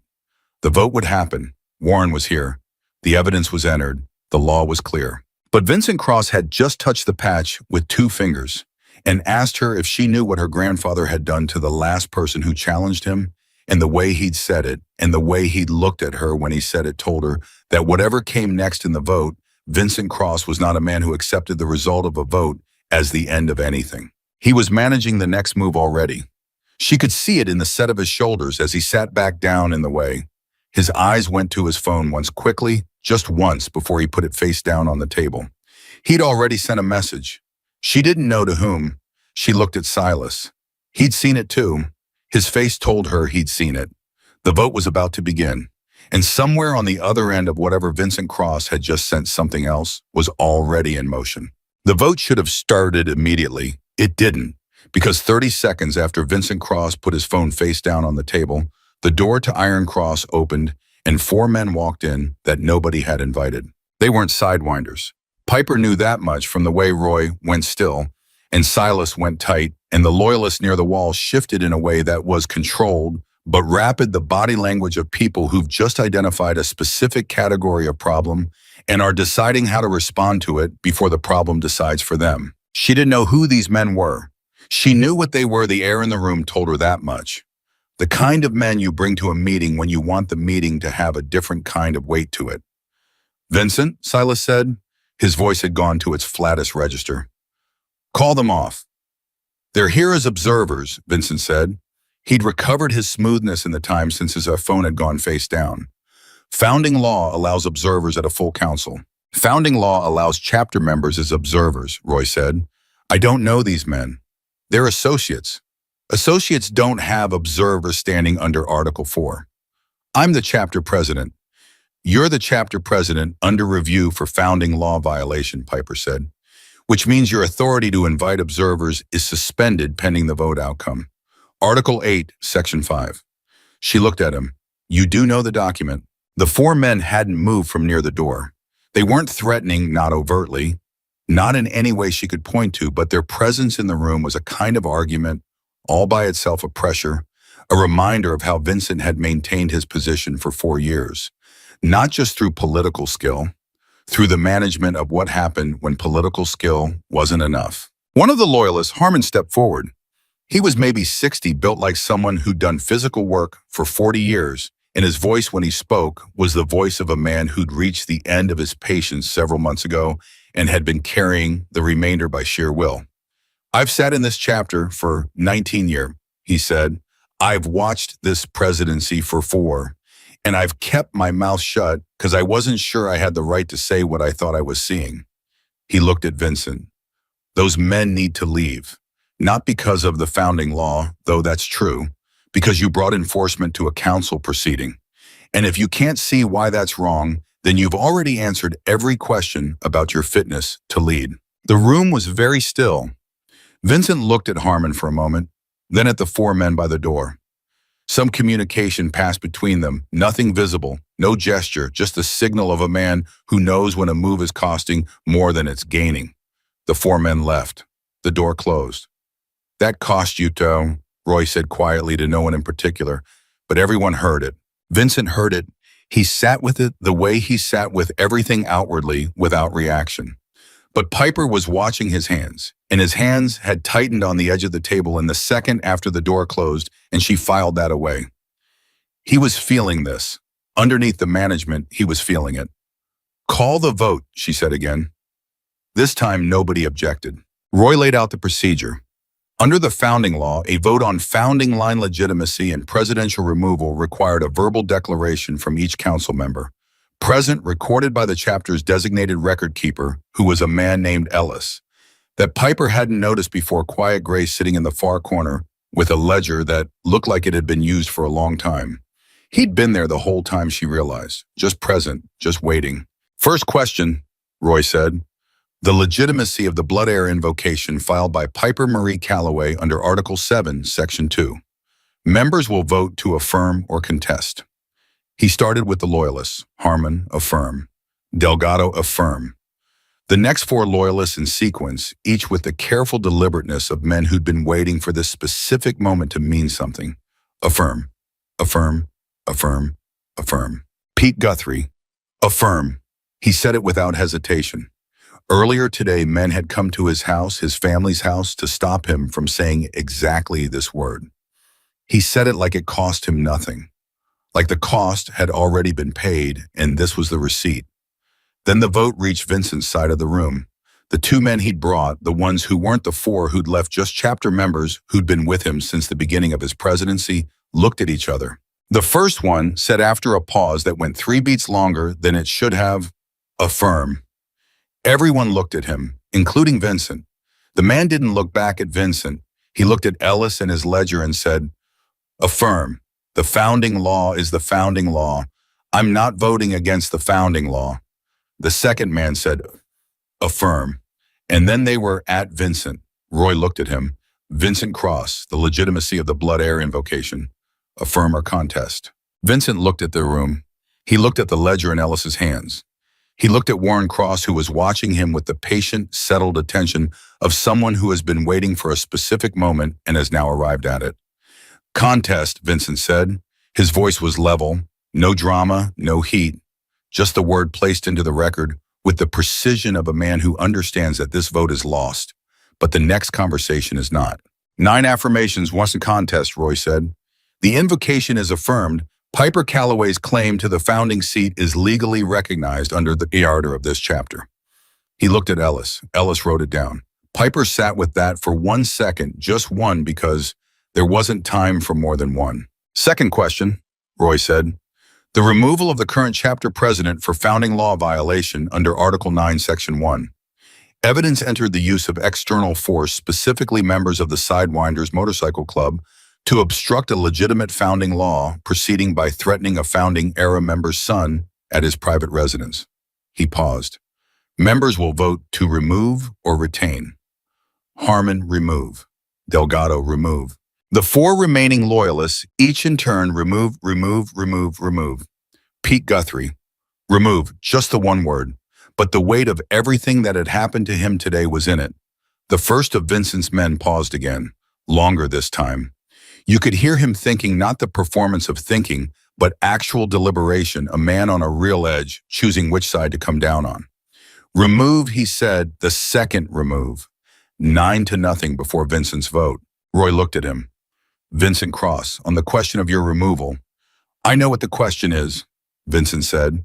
"And I know what my vote is, and I know it doesn't change the math." He looked around the room, slowly taking it in the way you take in something you are about to leave. "Remove," he said. "I'll cast my own vote, since apparently we're doing this all the way." Silence. 10-0, Roy said. Vincent Cross is removed as chapter president by unanimous vote of the full council under founding law authority for violation of Article 9, Section 1. He looked at Ellis. Ellis wrote it down. It was done. Piper had known logically that it would happen. The votes were there. The evidence was documented. The law was clear. But hearing it said aloud, watching it written into the ledger felt different from knowing it abstractly. It felt like a door closing. Heavy and final, and underneath everything a little sad in a way she hadn't expected, because Vincent Cross was not the only thing being ended tonight. The version of this chapter that her grandfather had known was also being reclaimed, and things you reclaim are never quite identical to what you had before. You can restore the structure. You can't restore the years. Warren Cross was crying. Not loudly, he made no sound, just sat in his chair with his hands on his cane and let it happen the way old men cry when they've waited a long time for something and it finally arrives. His daughter put her hand over his, and he put his hand over hers. "Herschel would have said something insufferable right now," Warren said after a moment. "He'd have made some remark about how he told everyone so and then pretended he wasn't pleased with himself." Roy laughed. It was the laugh of a man releasing something he'd been carrying for a long time. "He absolutely would have." "I can almost hear him," Warren said. And then quieter, "I miss him every day." Piper looked at this old man who'd loved her grandfather for 40 years and felt something open up in her chest. Grief and gratitude tangled together in a way that didn't resolve. Cleanly just coexisted the way the best and worst things sometimes do. She was about to speak when Vincent Cross stood up. He didn't raise his voice. He didn't make a dramatic gesture. He just stood, and the room went quiet because the room understood that whatever came next would be the last thing he said as president, and that last things from a man like Vincent Cross needed to be heard carefully. "I want to say something," he said. "Not an argument, not a legal point, something real. Roy looked at Piper. She nodded slightly. Say it, Roy said. Vincent looked at the room, not at Piper, specifically at the whole room, at the men he'd worked with and managed and in his way led for 4 years. You think tonight is a correction, he said. You think the founding law worked the way it was supposed to work, and now everything goes back to what it was. He paused. It doesn't. What I built isn't just mine. It's relationships, alliances, arrangements with people outside this chapter who are not going to receive a council vote as a satisfying explanation for why things are changing. He looked at Silas. The Sidewinders are not my private tool. They're a reality, a regional reality. And the arrangement I have with them is the only thing that's been keeping them from moving into this territory for 3 years. Silas's jaw was tight. That's true, Vincent said. You can verify it. I'm not asking you to take my word for it. Look at the regional history. Look at where the Sidewinders were moving 4 years ago before I negotiated the boundary agreement. Look at where they're not now. He looked at Piper. I'm not saying I did everything right. I'm saying what I did wasn't nothing. And whoever runs this chapter next needs to understand that the world I navigated doesn't stop existing because you voted me out of it. The room absorbed this. It was the most honest thing he'd said all night, and the honesty of it was more uncomfortable than anything else because it had the texture of something true mixed into it, not fully true, not true in a way that changed the verdict, but true enough to matter. What are you telling us? Silas said. I'm telling you that removing me is the easy part, Vincent said. Replacing what I managed is the hard part, and I want this room to go in clear-eyed about what comes next. He picked up his jacket from the back of his chair and put it on. I'm not starting a war. I want to be specific about that. Whatever you think of me, I'm not going to burn down what's left of this chapter out of spite. He paused. But I'm also not going to pretend the problems I was managing don't exist. They do. And they're going to land on whoever sits in this chair next. He looked at Piper one more time. His face was complicated, not warm, not threatening, but complicated in a way that had something almost like respect in it, or recognition. The specific look of a man who has underestimated something and knows it. Your grandfather, he said, was the only person I ever met who could hold a world together by the force of what he believed about it. A pause. I hope you got enough of that. He walked to the door, and then Harmon said, Vincent. Vincent stopped but didn't turn around. The Sidewinders boundary agreement, Harmon said. Do you have it documented? A pause. Filing cabinet in the chapter office. 3rd drawer. Green folder. He left. The door closed behind him. The room was very quiet for a moment. Then Roy exhaled a long, slow breath like a pressure valve releasing and said, Well, Silas agreed.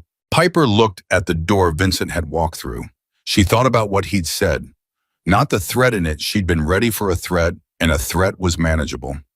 She thought about the truth in it, the part about the Sidewinders, the part about the world he'd navigated not stopping because he'd been voted out. He's right, she said. The room looked at her. He did things wrong. He violated the founding law. He used the chapter for his own ends, and he scared Pete Guthrie's family, and he corrupted what my grandfather built. She was working through it as she spoke, not performing certainty, but finding it in real time. But the regional landscape he described is real. The Sidewinders are real, and he managed it in his way, which was the wrong way, but the underlying problem doesn't disappear. She looked at Silas. Does it? No, Silas said. It doesn't. So whoever leads this chapter next, and I know that's you, Silas, at least for now, because the founding law gives interim authority to the founding line designate of a deceased member, which is you as far as appointed. She paused. You're going to have to deal with the Sidewinders differently, but you're going to have to deal with them. Silas looked at her for a long moment. When did you read that part of the charter? While I was waiting for Warren to arrive, she said, I had 11 minutes. Roy made the sound that might be a laugh again. Lord, he said, for the 3rd time tonight. It seemed to be the thing he said when the situation exceeded his expectation vocabulary. Warren Cross cleared his throat. Everyone looked at him. He had the expression of a man who has something to say and has decided the time for it is now. I want to speak to the chapter, he said. Formally, while Ellis still has his ledger open. Roy nodded. The floor is yours, Warren. Warren Cross took a breath and sat a little straighter in his chair, and for a moment, just a moment, Piper could see what he'd been 40 years ago, the man who'd helped build this thing from nothing, who'd signed his name at the bottom of a document and meant every word of it. "I've been watching it from a distance for 4 years," he said. "I told myself I'd given up my seat, and that meant I'd given up the right to say anything about how the seat was used. I was wrong about that. I surrendered the power. I didn't surrender the responsibility." He looked at the loyalists at Pete Guthrie, at Silas and Roy at Piper. What happened tonight is not the end of something. It's the beginning of a repair. And repairs are harder than an original construction because you're working with materials that have already been stressed. He paused. Herschel Calloway built this chapter on one principle. One, not territory, not revenue, not power. He built it on the idea that a community is worth protecting and that the people with the capacity to protect it have the obligation to do so, not for profit, not for leverage, because it's right. His voice had gone to the specific frequency of absolute conviction, the voice of a man who has believed something for 40 years without wavering. That principle was abandoned. Tonight we voted to return to it. Now we have to actually do it. The room was very still. Then Harmon said, "Agreed," and Delgado agreed, and the others one by one. It was not a vote. It was something older than a vote, the kind of agreement that happens in a room when everyone present knows they're in a moment that will matter and chooses to be in it fully. Piper sat in her grandfather's jacket in the middle of all of it and felt something she hadn't expected to feel tonight. Not triumph, which was what she'd been bracing for, and not relief, though that was there too.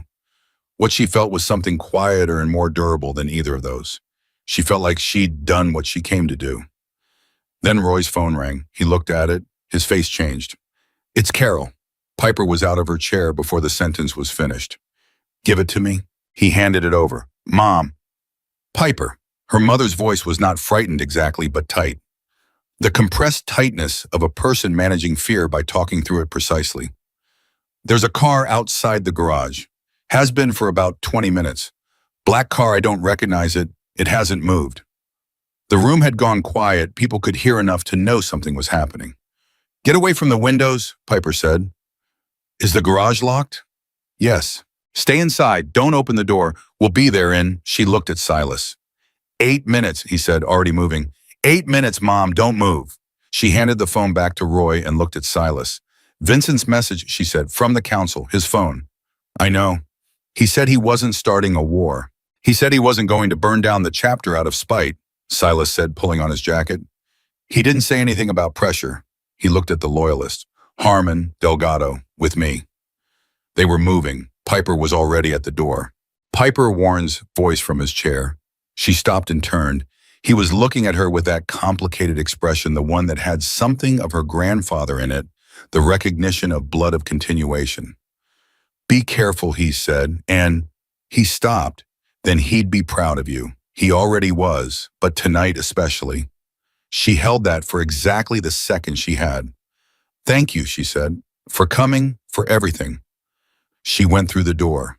The 8-minute drive took 6. Silas drove with the particular controlled speed of a man who knows exactly how fast he can go without losing control, and Piper sat in the passenger seat and did not let herself think about the black car outside the garage, or what it meant, or what it might have been sent to do, because thinking about that was not useful, and what was useful was arriving.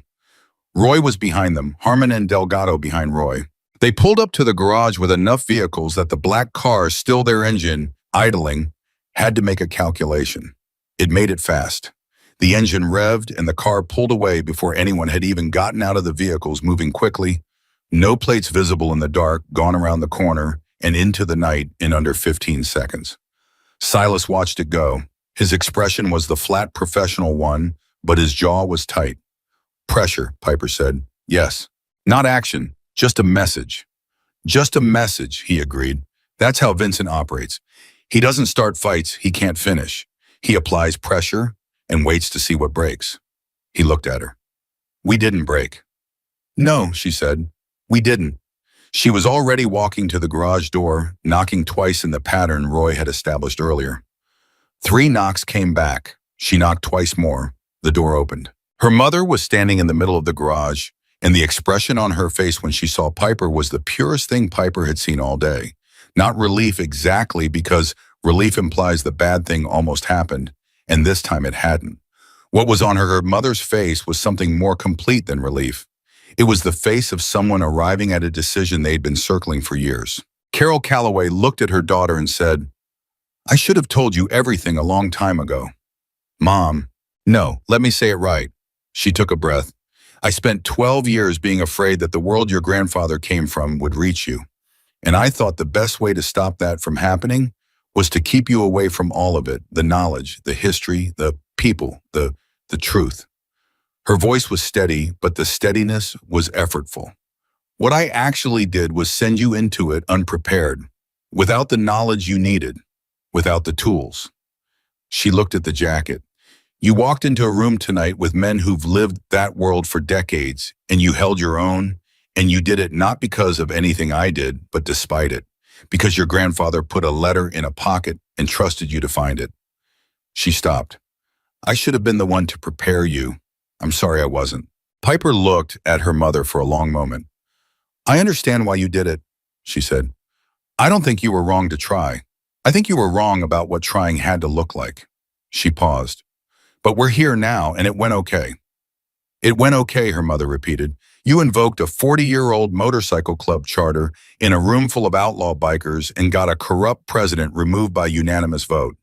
You're 12. 13 in March." Her mother made a sound that was half sob and half laugh, which was not a combination Piper had heard from her before, and pulled her into the same fierce hug as earlier. And this time Piper let herself stay in it longer. Long enough to feel how tired she was. Long enough to remember that today had started with her putting on a jacket in a hallway at 7 in the morning, because she missed her grandfather and had somehow arrived here. Roy came into the garage behind them, then Silas. Then Harmon and Delgado, who had the look of men who'd expected more confrontation and were not displeased that the night had offered less of it than anticipated. "Black car's gone," Roy said. "I called a contact trying to get a plate read from a business camera on the corner. We'll know more by morning." "It doesn't matter who was in it," Silas said. "What matters is what comes next." "What comes next?" her mother asked. Silas was quiet for a moment, choosing his words. "Vincent is gone from the presidency. That's done. It's in the record. It's legally completed. But Vincent Cross doesn't cease to exist because he lost a vote. He has relationships, alliances, grudges. He told the truth about the Sidewinders. That's a real regional problem that needs a real solution, not a threat but a negotiation. And that negotiation has to start soon before the boundary agreement he had with them loses its binding power." He looked at Roy. "That's the first order of business." "And internally," Roy asked. "We need an interim structure. I hold founding line designation for FAR, which gives me interim authority, but I don't want to sit in that chair alone. I want a council, a real one, the kind the founding law intended, with rotating accountability." He looked at Pete Guthrie. "Pete, your father's seat was never formally surrendered. Ray Guthrie passed away 2 years ago, which means his seat passes under the same blood-heir provision. You have founding line standing." Pete Guthrie looked at him. He'd had a long night, a long, difficult, unwanted night that had started with people he didn't know at his front door and ended here. "I've been trying to stay out of this world," he said. "I know, Silas said, "but it came to your door anyway, and you showed up tonight anyway." A pause. "That's not a coincidence. That's character." Pete was quiet for a long moment. "I'm not making any decisions tonight," he said finally. "I need to talk to my wife. I need to tell her what happened." He paused. "But I'll consider it." "That's enough," Silas said. The garage had settled into something quieter, the particular exhaustion of people who've been in a long and difficult situation and have come through the other side of it without knowing yet exactly what the other side looks like.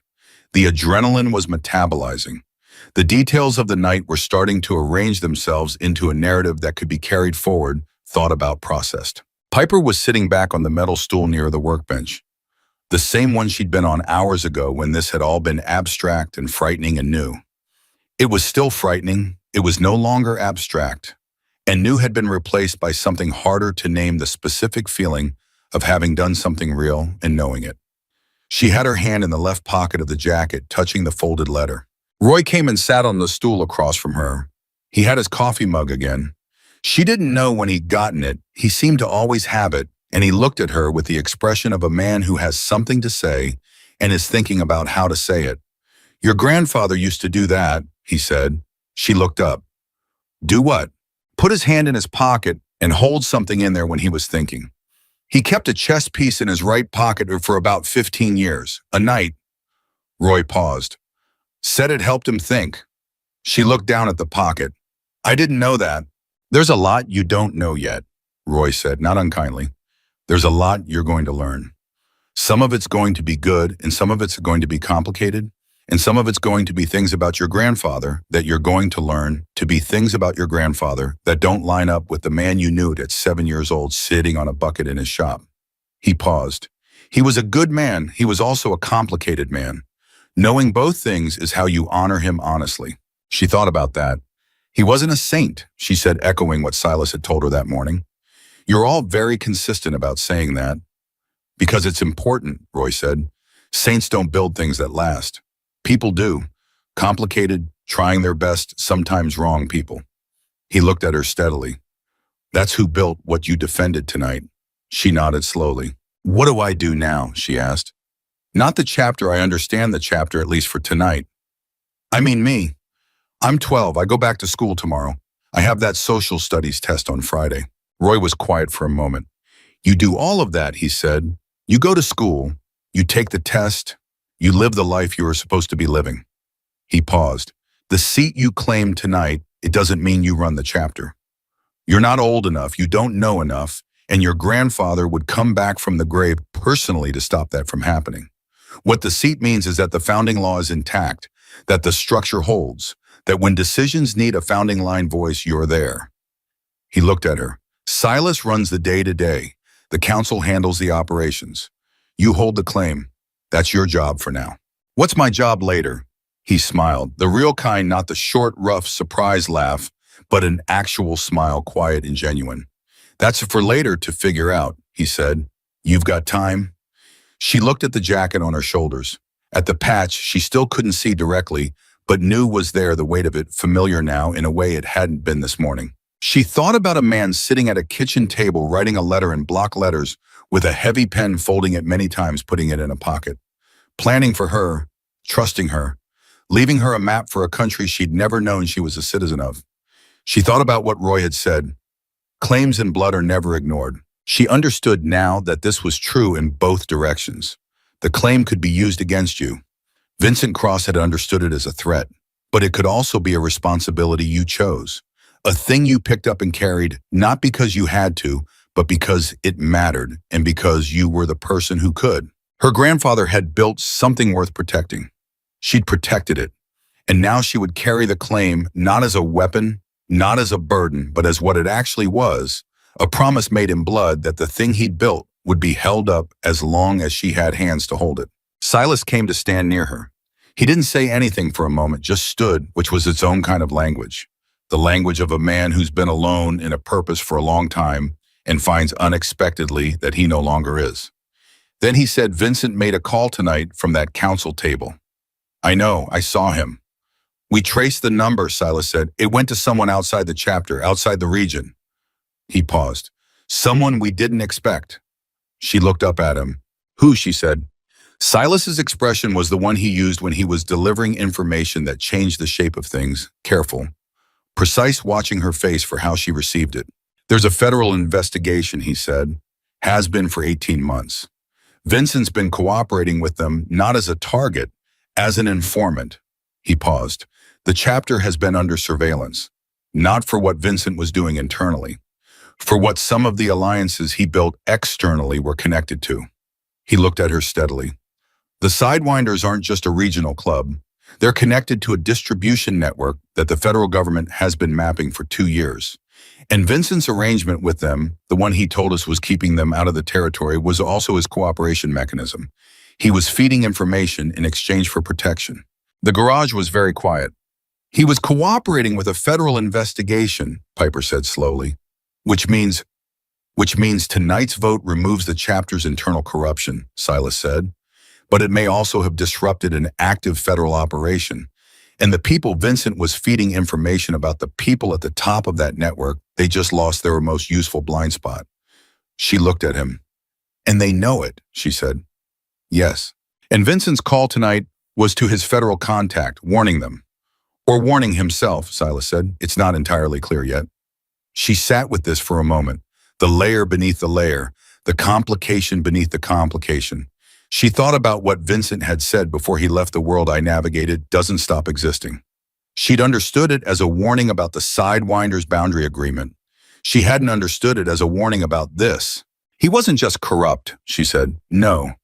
He was corrupt, and also in his way, by his methods for his own reasons, he was also managing something real. She paused. That doesn't make what he did right. No, Silas agreed. It doesn't. But it means the situation we're walking into is more complicated than a club that removed a bad president and is now free to rebuild. Yes. She looked at the door of the garage, at the night outside it, at the darkness that held whatever it held, the car that had sat outside watching Vincent Cross, and wherever he was now, a federal investigation that had just had its primary informant removed, a distribution network that had just had its most useful blind spot disrupted. Roy was listening. Her mother was listening. The loyalists were listening. All of them waiting for whatever came next, not from the founding schwa, not from the chapter structure, but from the 12-year-old girl in the dead man's jacket who had walked into this morning with no plan and walked out the other side of it, holding something none of them had quite expected her to hold. She pulled the jacket tighter. Then we figure it out, she said. All of it. Together. She looked at Silas, then Roy, then the room. We don't run from it. We don't pretend it isn't there. We figure it out. She stood up from the stool. The night was not over. It was not even close to over. Vincent Cross was gone from the presidency, but he was somewhere in the dark, and federal investigations did not disappear because of chapter votes. And the Sidewinders were real, and the network they connected to was real. And the world her grandfather had spent 40 years trying to protect people from had not gotten simpler while he was protecting them. But she was Herschel Calloway's granddaughter. She was wearing his patch. She had Roy and Silas and Warren Cross's testimony in a ledger, and Pete Guthrie's quiet courage, and her mother finally standing in it instead of running from it, and 6 men who'd waited years for a reason to act on what they believed. She had the founding law. She had the claim. She had everything her grandfather had built and left for her. She had enough. The call came at 6:14 in the morning. Piper was awake when it did. She'd been awake since 4, lying in the dark of her bedroom in the rented house in Redstone Gap, staring at the ceiling and running through everything the way you run through something after it's happened. Not to change it, but to understand it, to make it real in a way that the living of it doesn't always allow. The jacket was on the chair by her desk. She could see its outline in the dark. Heavy and still and present, Silas's name came up on her phone. She answered before the second ring. What happened? Vincent Cross turned himself in, Silas said. Federal building in Roanoke 2 hours ago. His attorney called Roy 20 minutes ago. Professional courtesy, apparently, though, I'd call it something else. A pause. He turned over everything. The cooperation documentation, the surveillance records, the full scope of what he'd been feeding the federal investigation. All of it. She sat up. Why? Because whoever he called from the council table last night, whoever that federal contact was, they told him the investigation was being restructured, that his cooperation agreement was being reviewed in light of changed circumstances. Silas's voice was precise and controlled, but underneath the control, she could hear something moving. When a cooperation agreement gets reviewed, the cooperator has 2 choices: run or get ahead of it. Vincent got ahead of it. By turning over everything.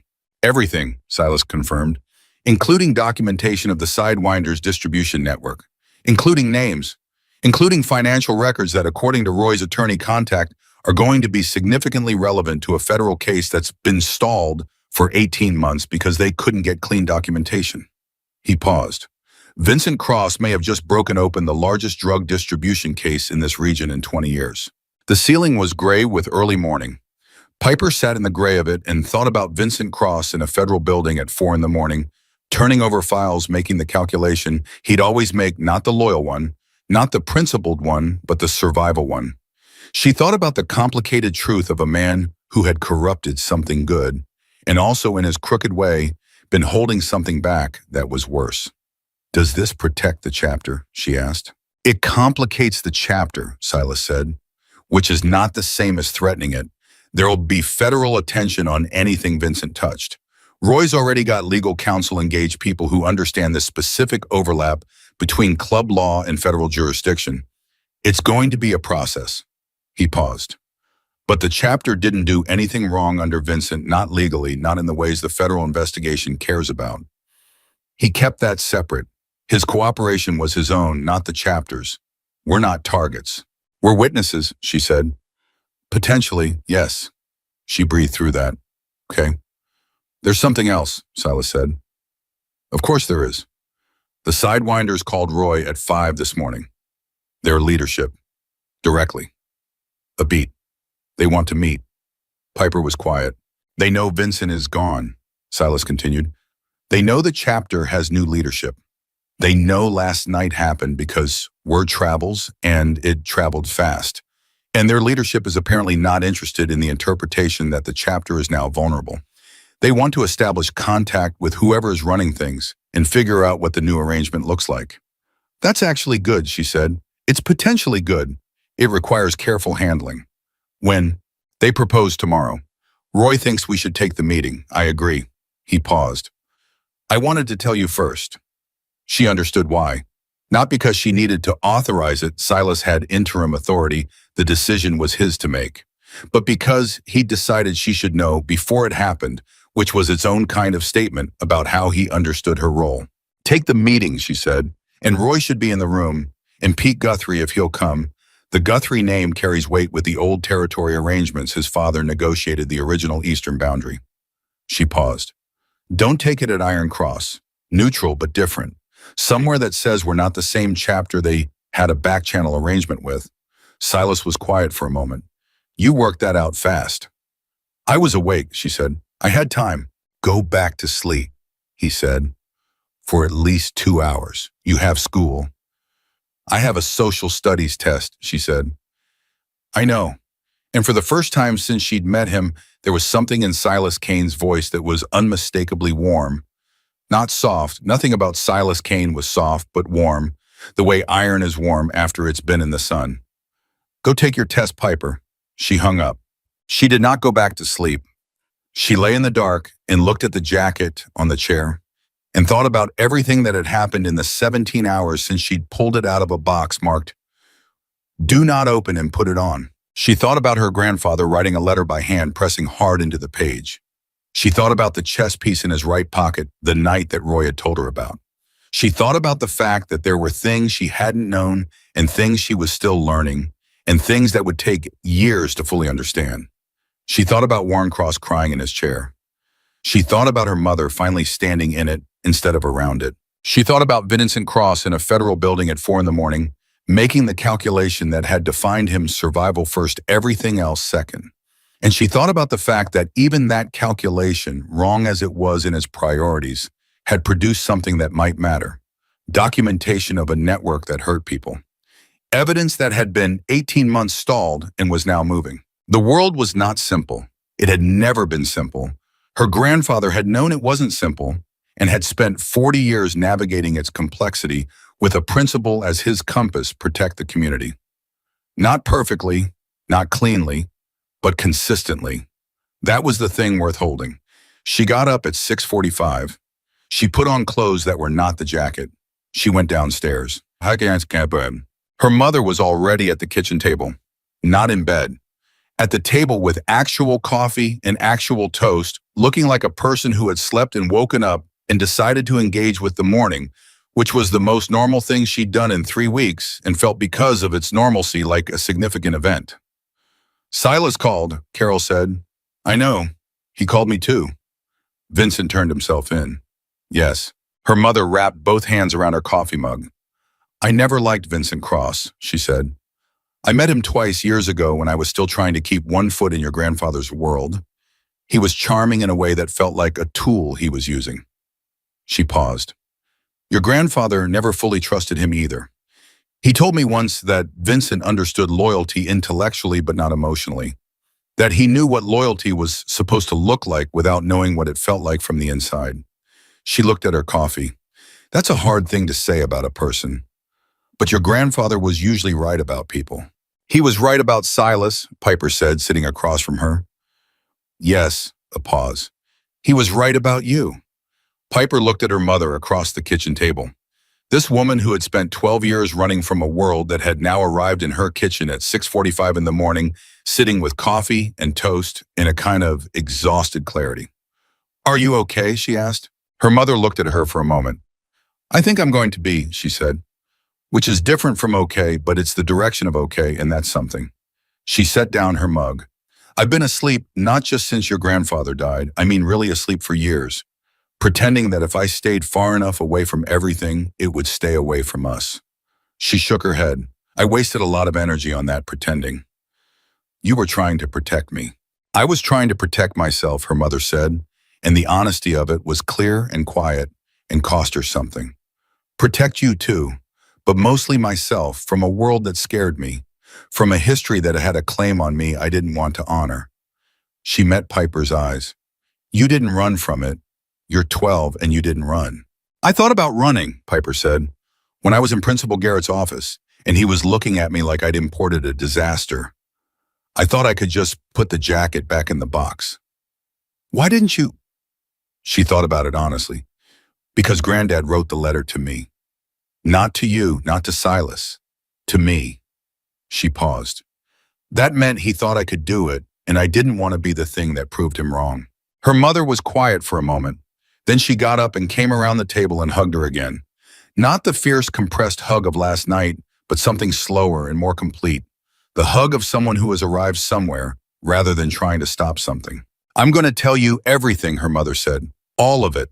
The whole history, your grandfather, the chapter what I knew and when I knew it, and why I made the choices I made. She pulled back and looked at her daughter.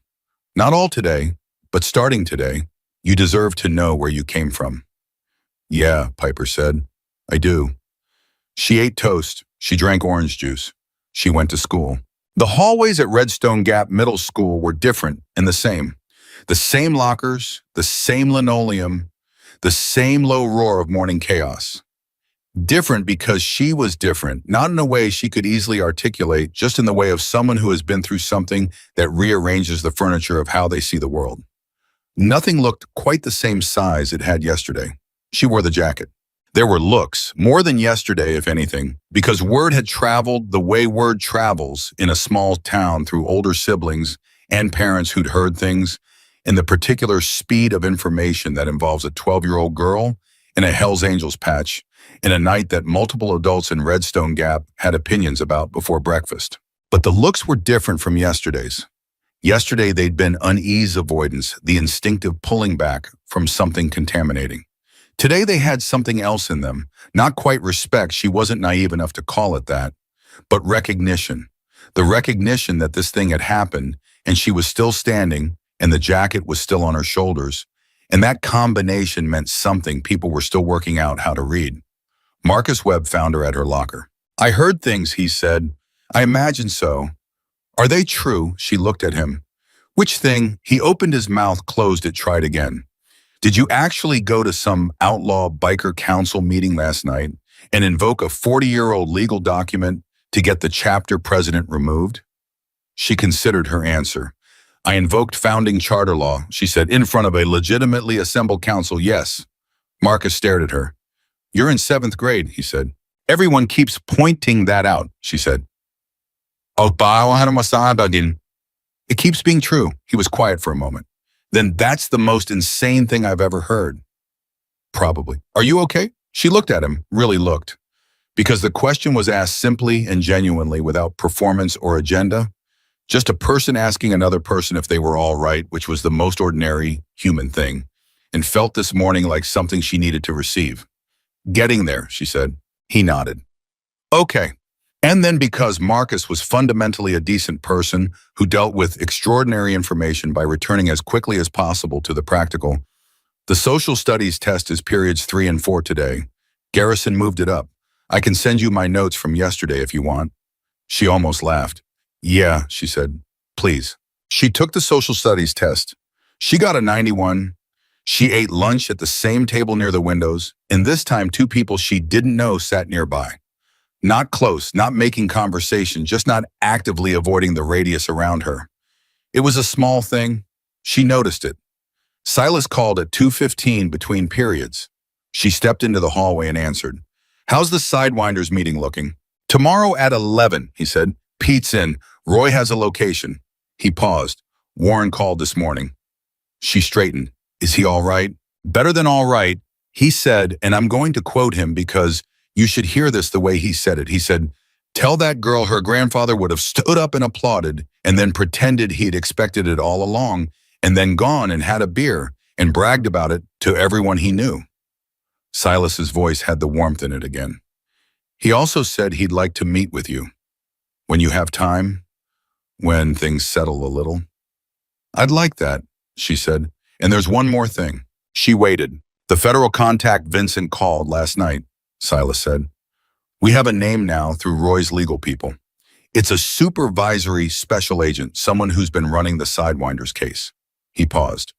"She reached out to Roy this morning. Not officially, informally. She said, and this is almost a direct quote, that she's aware of what happened last night, that she has no interest in treating the chapter as a target, given what's now been documented, and that she'd like to establish an informal line of communication with chapter leadership going forward." Piper absorbed this. "She wants a channel. She wants to not be surprised again," Silas said, "and she wants leadership that's stable and not Vincent Cross. Apparently she's had a complicated 4 years dealing with Vincent Cross." "I imagine so." "It's an opportunity," Silas said. "Carefully handled, not cooperation. We're not informants. That's not what's being proposed. Just not adversarial. The kind of relationship where problems don't compound unnecessarily." "That's what my grandfather wanted," Piper said. "He told Roy once. Roy told me last night that the chapter was built to protect the community, not to protect itself from the community." She paused. "A stable, non-adversarial relationship with the people investigating actual criminal networks is consistent with that." "Yes," Silas said, "it is. Tell Roy to take the conversation. With counsel present." She paused. "And Silas makes sure it's documented. Whatever gets discussed, whatever gets agreed to, written, clear, nothing informal that can be reframed later." "Already planned," Silas said. She could hear something in his voice that she hadn't heard there before, not just the warmth, but something more structural. The particular quality of a man who has found, unexpectedly and late, that he is not operating alone anymore. "Piper," he said, "yeah. You did a thing last night that I'm not sure I could have done at your age. At any age, maybe." He paused. "I don't say that lightly." She stood in the hallway of Redstone Gap Middle School with her grandfather's jacket on her back and his letter in her pocket and said, "He set it up. I just followed the map." "He set it up," Silas agreed, "but the map doesn't walk itself." She went back to class. 3 days passed, then a week. The Sidewinders meeting happened, and it was tense and long, and Roy called it productive, which was his word for something that hadn't ended in anyone getting hurt. The new arrangement was different from Vincent's cleaner, less mutually dependent, based on territorial respect rather than cooperation.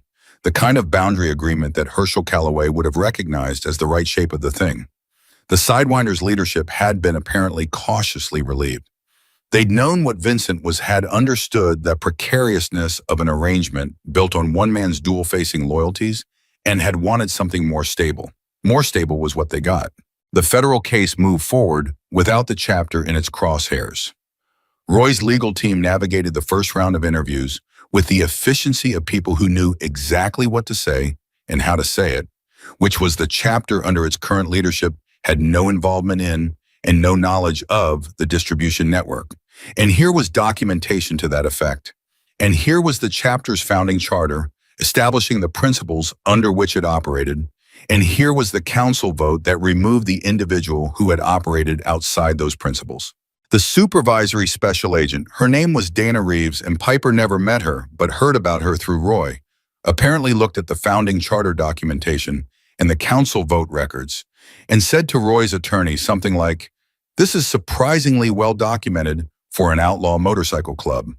Roy had apparently found this funny. The chapter began its reconstruction. Silas ran it with the methodical, non-dramatic efficiency of a man who'd been thinking about how to fix something for a long time and now had the authority to do it. The revenue structures Vincent had built for his own benefit were dismantled and redirected. The members he'd brought in purely for personal loyalty were given the option to recommit to the founding code or leave without animosity. Most recommitted because people who've joined something that has rules generally prefer rules to chaos, even when the rules inconvenience them. The protection arrangements that the chapter had always provided to the community, the things that had made Herschel Calloway's original vision real, were reestablished. Not exactly as they'd been, but in the spirit. Pete Guthrie talked to his wife. He called Roy 10 days after the council meeting. He said his wife had said, and Piper heard this secondhand through Roy, who heard it through Silas. Pete, your father spent 30 years being part of something. If that something is trying to be worth being part of again, you should be part of it. Pete Guthrie's wife, Piper, decided was someone she wanted to meet eventually. Pete took the founding seat. His name went into the council record in Ellis's ledger next to his father's, and when he signed his name, he did it with the handwriting of a man who's been trying to avoid something for a long time and has finally understood that avoidance was its own kind of choice. Warren Cross called Piper on a Tuesday evening, 3 weeks after the council. She was doing homework. She set it aside. He talked for 40 minutes and she let him, because what he had was 40 years of stories. She'd never heard stories about her grandfather that were sometimes funny and sometimes complicated and sometimes both simultaneously, the kinds of stories that make a person more real rather than more perfect, the kinds of stories that let you love someone with your eyes open. He told her about the founding of the chapter, the arguments they'd had, the mistakes that had been made and corrected and made again. He told her about the year Herschel Calloway had threatened to dissolve the whole thing over a single decision he thought violated the founding principle. He told her about the night he and Herschel had sat outside this very building, Iron Cross, and talked until 3 a.m. about whether what they'd built was worth keeping. What did he decide, she asked. He said anything worth building is worth fighting for, Warren said. He said the question isn't whether the thing has problems. Everything worth keeping has problems. The question is whether the problems are the kind that can be addressed by people who care enough to address them. A pause. He was very specific about the caring enough part. He said that was always the variable that determined everything else. She thought about that for a long time after she hung up. She thought about it the next morning, getting dressed, putting on the jacket. She'd worn it every day since the council meeting, which had started as a statement and become, without her deciding it consciously, a habit, a practice. The way wearing something every day turns it from an object into a part of how you move through the world. She was still thinking about it when her mother knocked on her bedroom door and came in and sat on the edge of her bed with the expression she'd been wearing lately, the open one, the present one, the one that wasn't managing from a distance. I want to tell you something, her mother said. Piper turned from the mirror. Okay, I've been going through your grandfather's things, not avoiding them, actually going through them. She paused. There's a lot in there, letters, documents, records of decisions he made over 40 years. She folded her hands in her lap. He wrote about you a lot, in the last 5 years especially. Every time we'd visit, every time you'd call him, he kept notes. Piper felt her throat tighten. What kind of notes? The kind a person keeps when they're watching someone become who they're going to be. Her mother's voice went somewhere quiet and real. He wrote in the last notebook, dated about 8 months before he died, he wrote, Piper is the thing I'm most proud of that I had the least to do with. She built herself. I just watched. The bedroom was very still. Piper stood in it and felt the grief move through her cleanly, not the complicated, tangled grief of the last month, but something clearer. The grief of loving someone and knowing you were loved back completely and honestly. The grief that doesn't ask to be resolved, just acknowledged. He watched, she said. He watched, her mother said. He kept every drawing you ever sent him, every school photo. He had a box separate from the jacket box labeled Piper's Things. I found it yesterday. She thought about her grandfather keeping a box labeled with her name, keeping notes about watching her build herself, writing letters by hand and leaving them in jacket pockets for a granddaughter he trusted to find them. She thought about everything that had happened in the weeks since she'd found that jacket, and everything that was still happening and everything that would continue to happen in the months and years ahead. The chapter's reconstruction, the legal processes, the Sidewinders arrangement, the federal investigation that had turned a corner of the council that would need to meet and decide and hold the line of the founding law against every pressure that would eventually arrive to test it again. She was 12 years old. She was going to be 13 in March. She had a lot of school left and a lot of learning left in a world full of complexity that was not going to simplify itself for her convenience. And she was Herschel Calloway's granddaughter. That was not a metaphor. It was not a symbol or a title or a legal status, though it was all of those things too. It was a fact, biological and permanent and specific, the kind of fact that doesn't change based on what you know or don't know about it. She picked up the jacket from the back of the chair and put it on. Her mother watched her do it. Her expression was the complicated one, the pride and grief and recognition, but there was something else in it now that hadn't been there before. Not peace exactly, but the direction of peace. "Are you scared?" her mother asked. Piper thought about it honestly. "Yes." "About what specifically?" "About not being enough," she said. "About doing it wrong. About the chapter needing something I don't know how to give yet." She paused. "About all of it, mostly." Her mother nodded. "Your grandfather was scared every day," she said. "He told me that the last real conversation we had. He said the day he stopped being scared is the day he'd trust himself least because being scared meant he still understood the stakes." Piper looked at her. "He said that to you?" 3 weeks before he died. He said a lot of things in those 3 weeks that I wasn't ready to hear." She paused. "I'm hearing them now." The morning light came through the window. Piper stood in it with the jacket on her shoulders, the patch on her back, the letter in her pocket. Still there, still folded along those soft, worn creases. Still the handwriting of a man who'd pressed hard into the page because he needed it to hold. She thought about the question Roy had asked her in a different garage, what felt like a long time ago. "Are you sure about this?" She'd said, "I'm sure that I don't have a choice." That had been true then and was still true, but it was also no longer the whole truth. Because somewhere in the last several weeks, the absence of choice had been joined by something else. Something that was, if she was honest with herself, something she was choosing. Not because she had to, because the thing her grandfather built deserved to be held by someone who understood its value. Because the people in that council room, Roy Silas, Pete Guthrie, the loyalists, Warren Cross in his chair with his cane, and his 40 years of memory, deserved the claim they'd voted to affirm. Because the community in Redstone Gap and in the 2 counties beyond it, the people who'd been protected by what Herschel Calloway built and had been slowly being extracted from by what Vincent Cross had turned it into, they deserved the restoration. Because her grandfather had believed that the people with the capacity to protect something have the obligation to do so. She had the capacity. She was still learning the full shape of it, but she had it. The school bus came at 7:45. Silas pulled up at 7:43. He didn't get out of the truck immediately. He sat there, which was unusual. Silas Kane was not a man who sat when standing was possible. Then he got out and came to the door and knocked, which was also unusual because in the weeks since the council, he'd developed the comfortable habit of texting. She opened the door. He looked at her for a moment, then he said, "I heard from a founding era member this morning, name of Garrett Solis. He's been out of the region for 12 years, left before Vincent took over, had his reasons, stayed gone." He paused. "He heard about the council vote. He's been asking questions through mutual contacts for the last 3 weeks." He paused again, longer this time. "He wants to come back." She waited. He also, Silas stopped, made the look that meant he was choosing how to deliver something.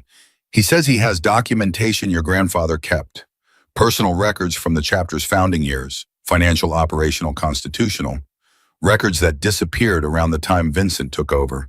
He says Herschel gave them to him for safekeeping. The documentation from the founding years. Those records," Piper said slowly, "would show exactly what the chapter was built to be. Exactly what the founding principle looked like in operation. 40 years of precedent for what correct use of chapter authority looks like. Yes. Which means they're the single most valuable evidentiary tool we have for reconstruction, for establishing what the chapter should look like going forward and defending that against any future challenge." "Yes," Silas said, "they are." She looked at him. "Your expression is telling me there's something complicated about this." "Garrett Solis left the chapter under difficult circumstances," Silas said carefully. "There are members who won't be pleased to see him return. There are old grievances and his reasons for leaving.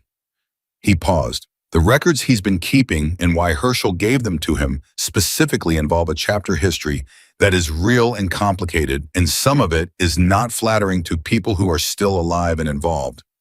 But the records are ours, she said. They belong to the founding line, Silas confirmed. Then they belong to me. Technically, yes. She thought for a moment. Tell him to come, with the records, with full documentation of the chain of custody, how he received them, when what condition they're in. We received them formally on council record. She paused. And whatever history is in them, whatever complicated things about whoever we deal with it the right way, transparently, in the council, not buried. Silas looked at her steadily. That's going to be hard. Everything worth doing in this is going to be hard, she said. That doesn't change the right answer. He was quiet for a moment. Your grandfather said something similar once. Almost exactly. Yeah, she said. I'm starting to notice I say things he said without knowing I'm doing it. She paused. Roy keeps pointing it out.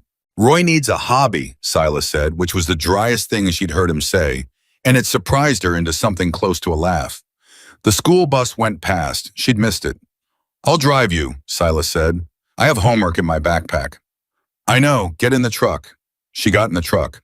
They drove through Redstone Gap in the early morning, past the streets she'd been walking for 6 months without knowing the history underneath them, the territory her grandfather had helped shape the community he'd spent 40 years protecting the place. That had a claim on her she hadn't known about until she'd pulled a jacket out of a box and put it on. She looked out the window at the town going past. Silas drove and didn't speak, which was its own kind of communication. He was good at knowing when silence was the right thing.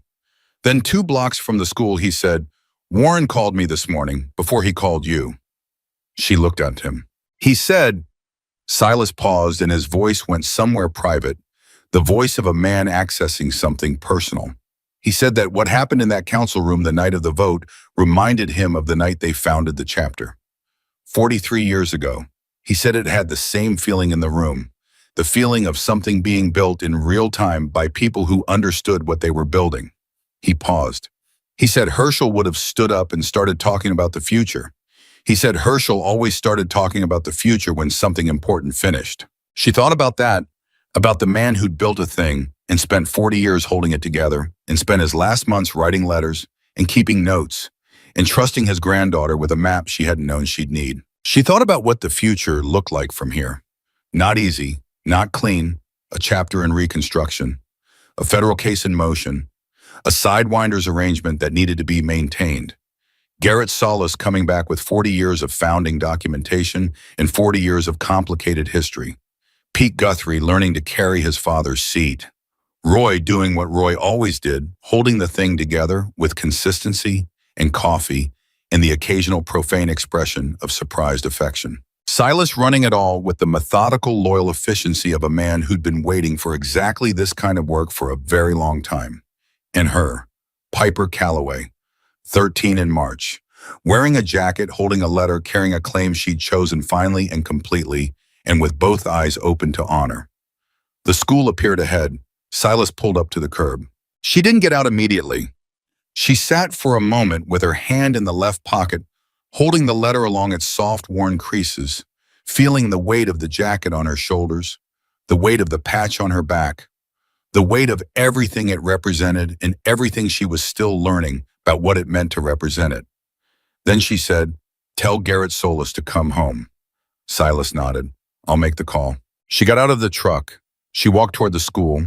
She could feel the jacket moving with her, not heavy the way it had been the first morning, the unfamiliar weight of something belonging to someone else, something that fit now, something that had learned the shape of her shoulders, or she'd learned the shape of it, and the distinction between those two things had stopped mattering somewhere along the way. She walked through the doors of Redstone Gap Middle School for the second time in 2 weeks wearing her grandfather's patch. The hallways parted around her differently now, not the avoidance of the first morning, not the calculation of people trying to figure out what she was, but something quieter and more settled, the recognition of a thing known.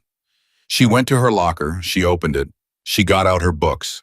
Marcus Webb appeared beside him. "How's it going?" "It's going," she said. The usual chaos. She thought about Garrett Solis coming home with 40 years of documentation, about a federal case that had just broken open, about the sidewinders and the boundary arrangement and the council that would need to meet again and again as the chapter rebuilt itself piece by piece from the inside out, about the hard things ahead and the people she'd found who would face them with her. Yeah, she said, the usual chaos. She closed her locker. She walked to class. And in the pocket of her grandfather's jacket, folded along worn creases, pressed into heavy old paper by the hand of a man who'd known her well enough to trust her with everything, he'd spent his life building the letter. Held its ground, the way things hold their ground when they're made of the right materials, when they've been carried by the right people, when the claim written into them was made in love and left in faith and found finally by the one it was always meant for. Piper Calloway did not choose this war, but she chose to finish it. And she did.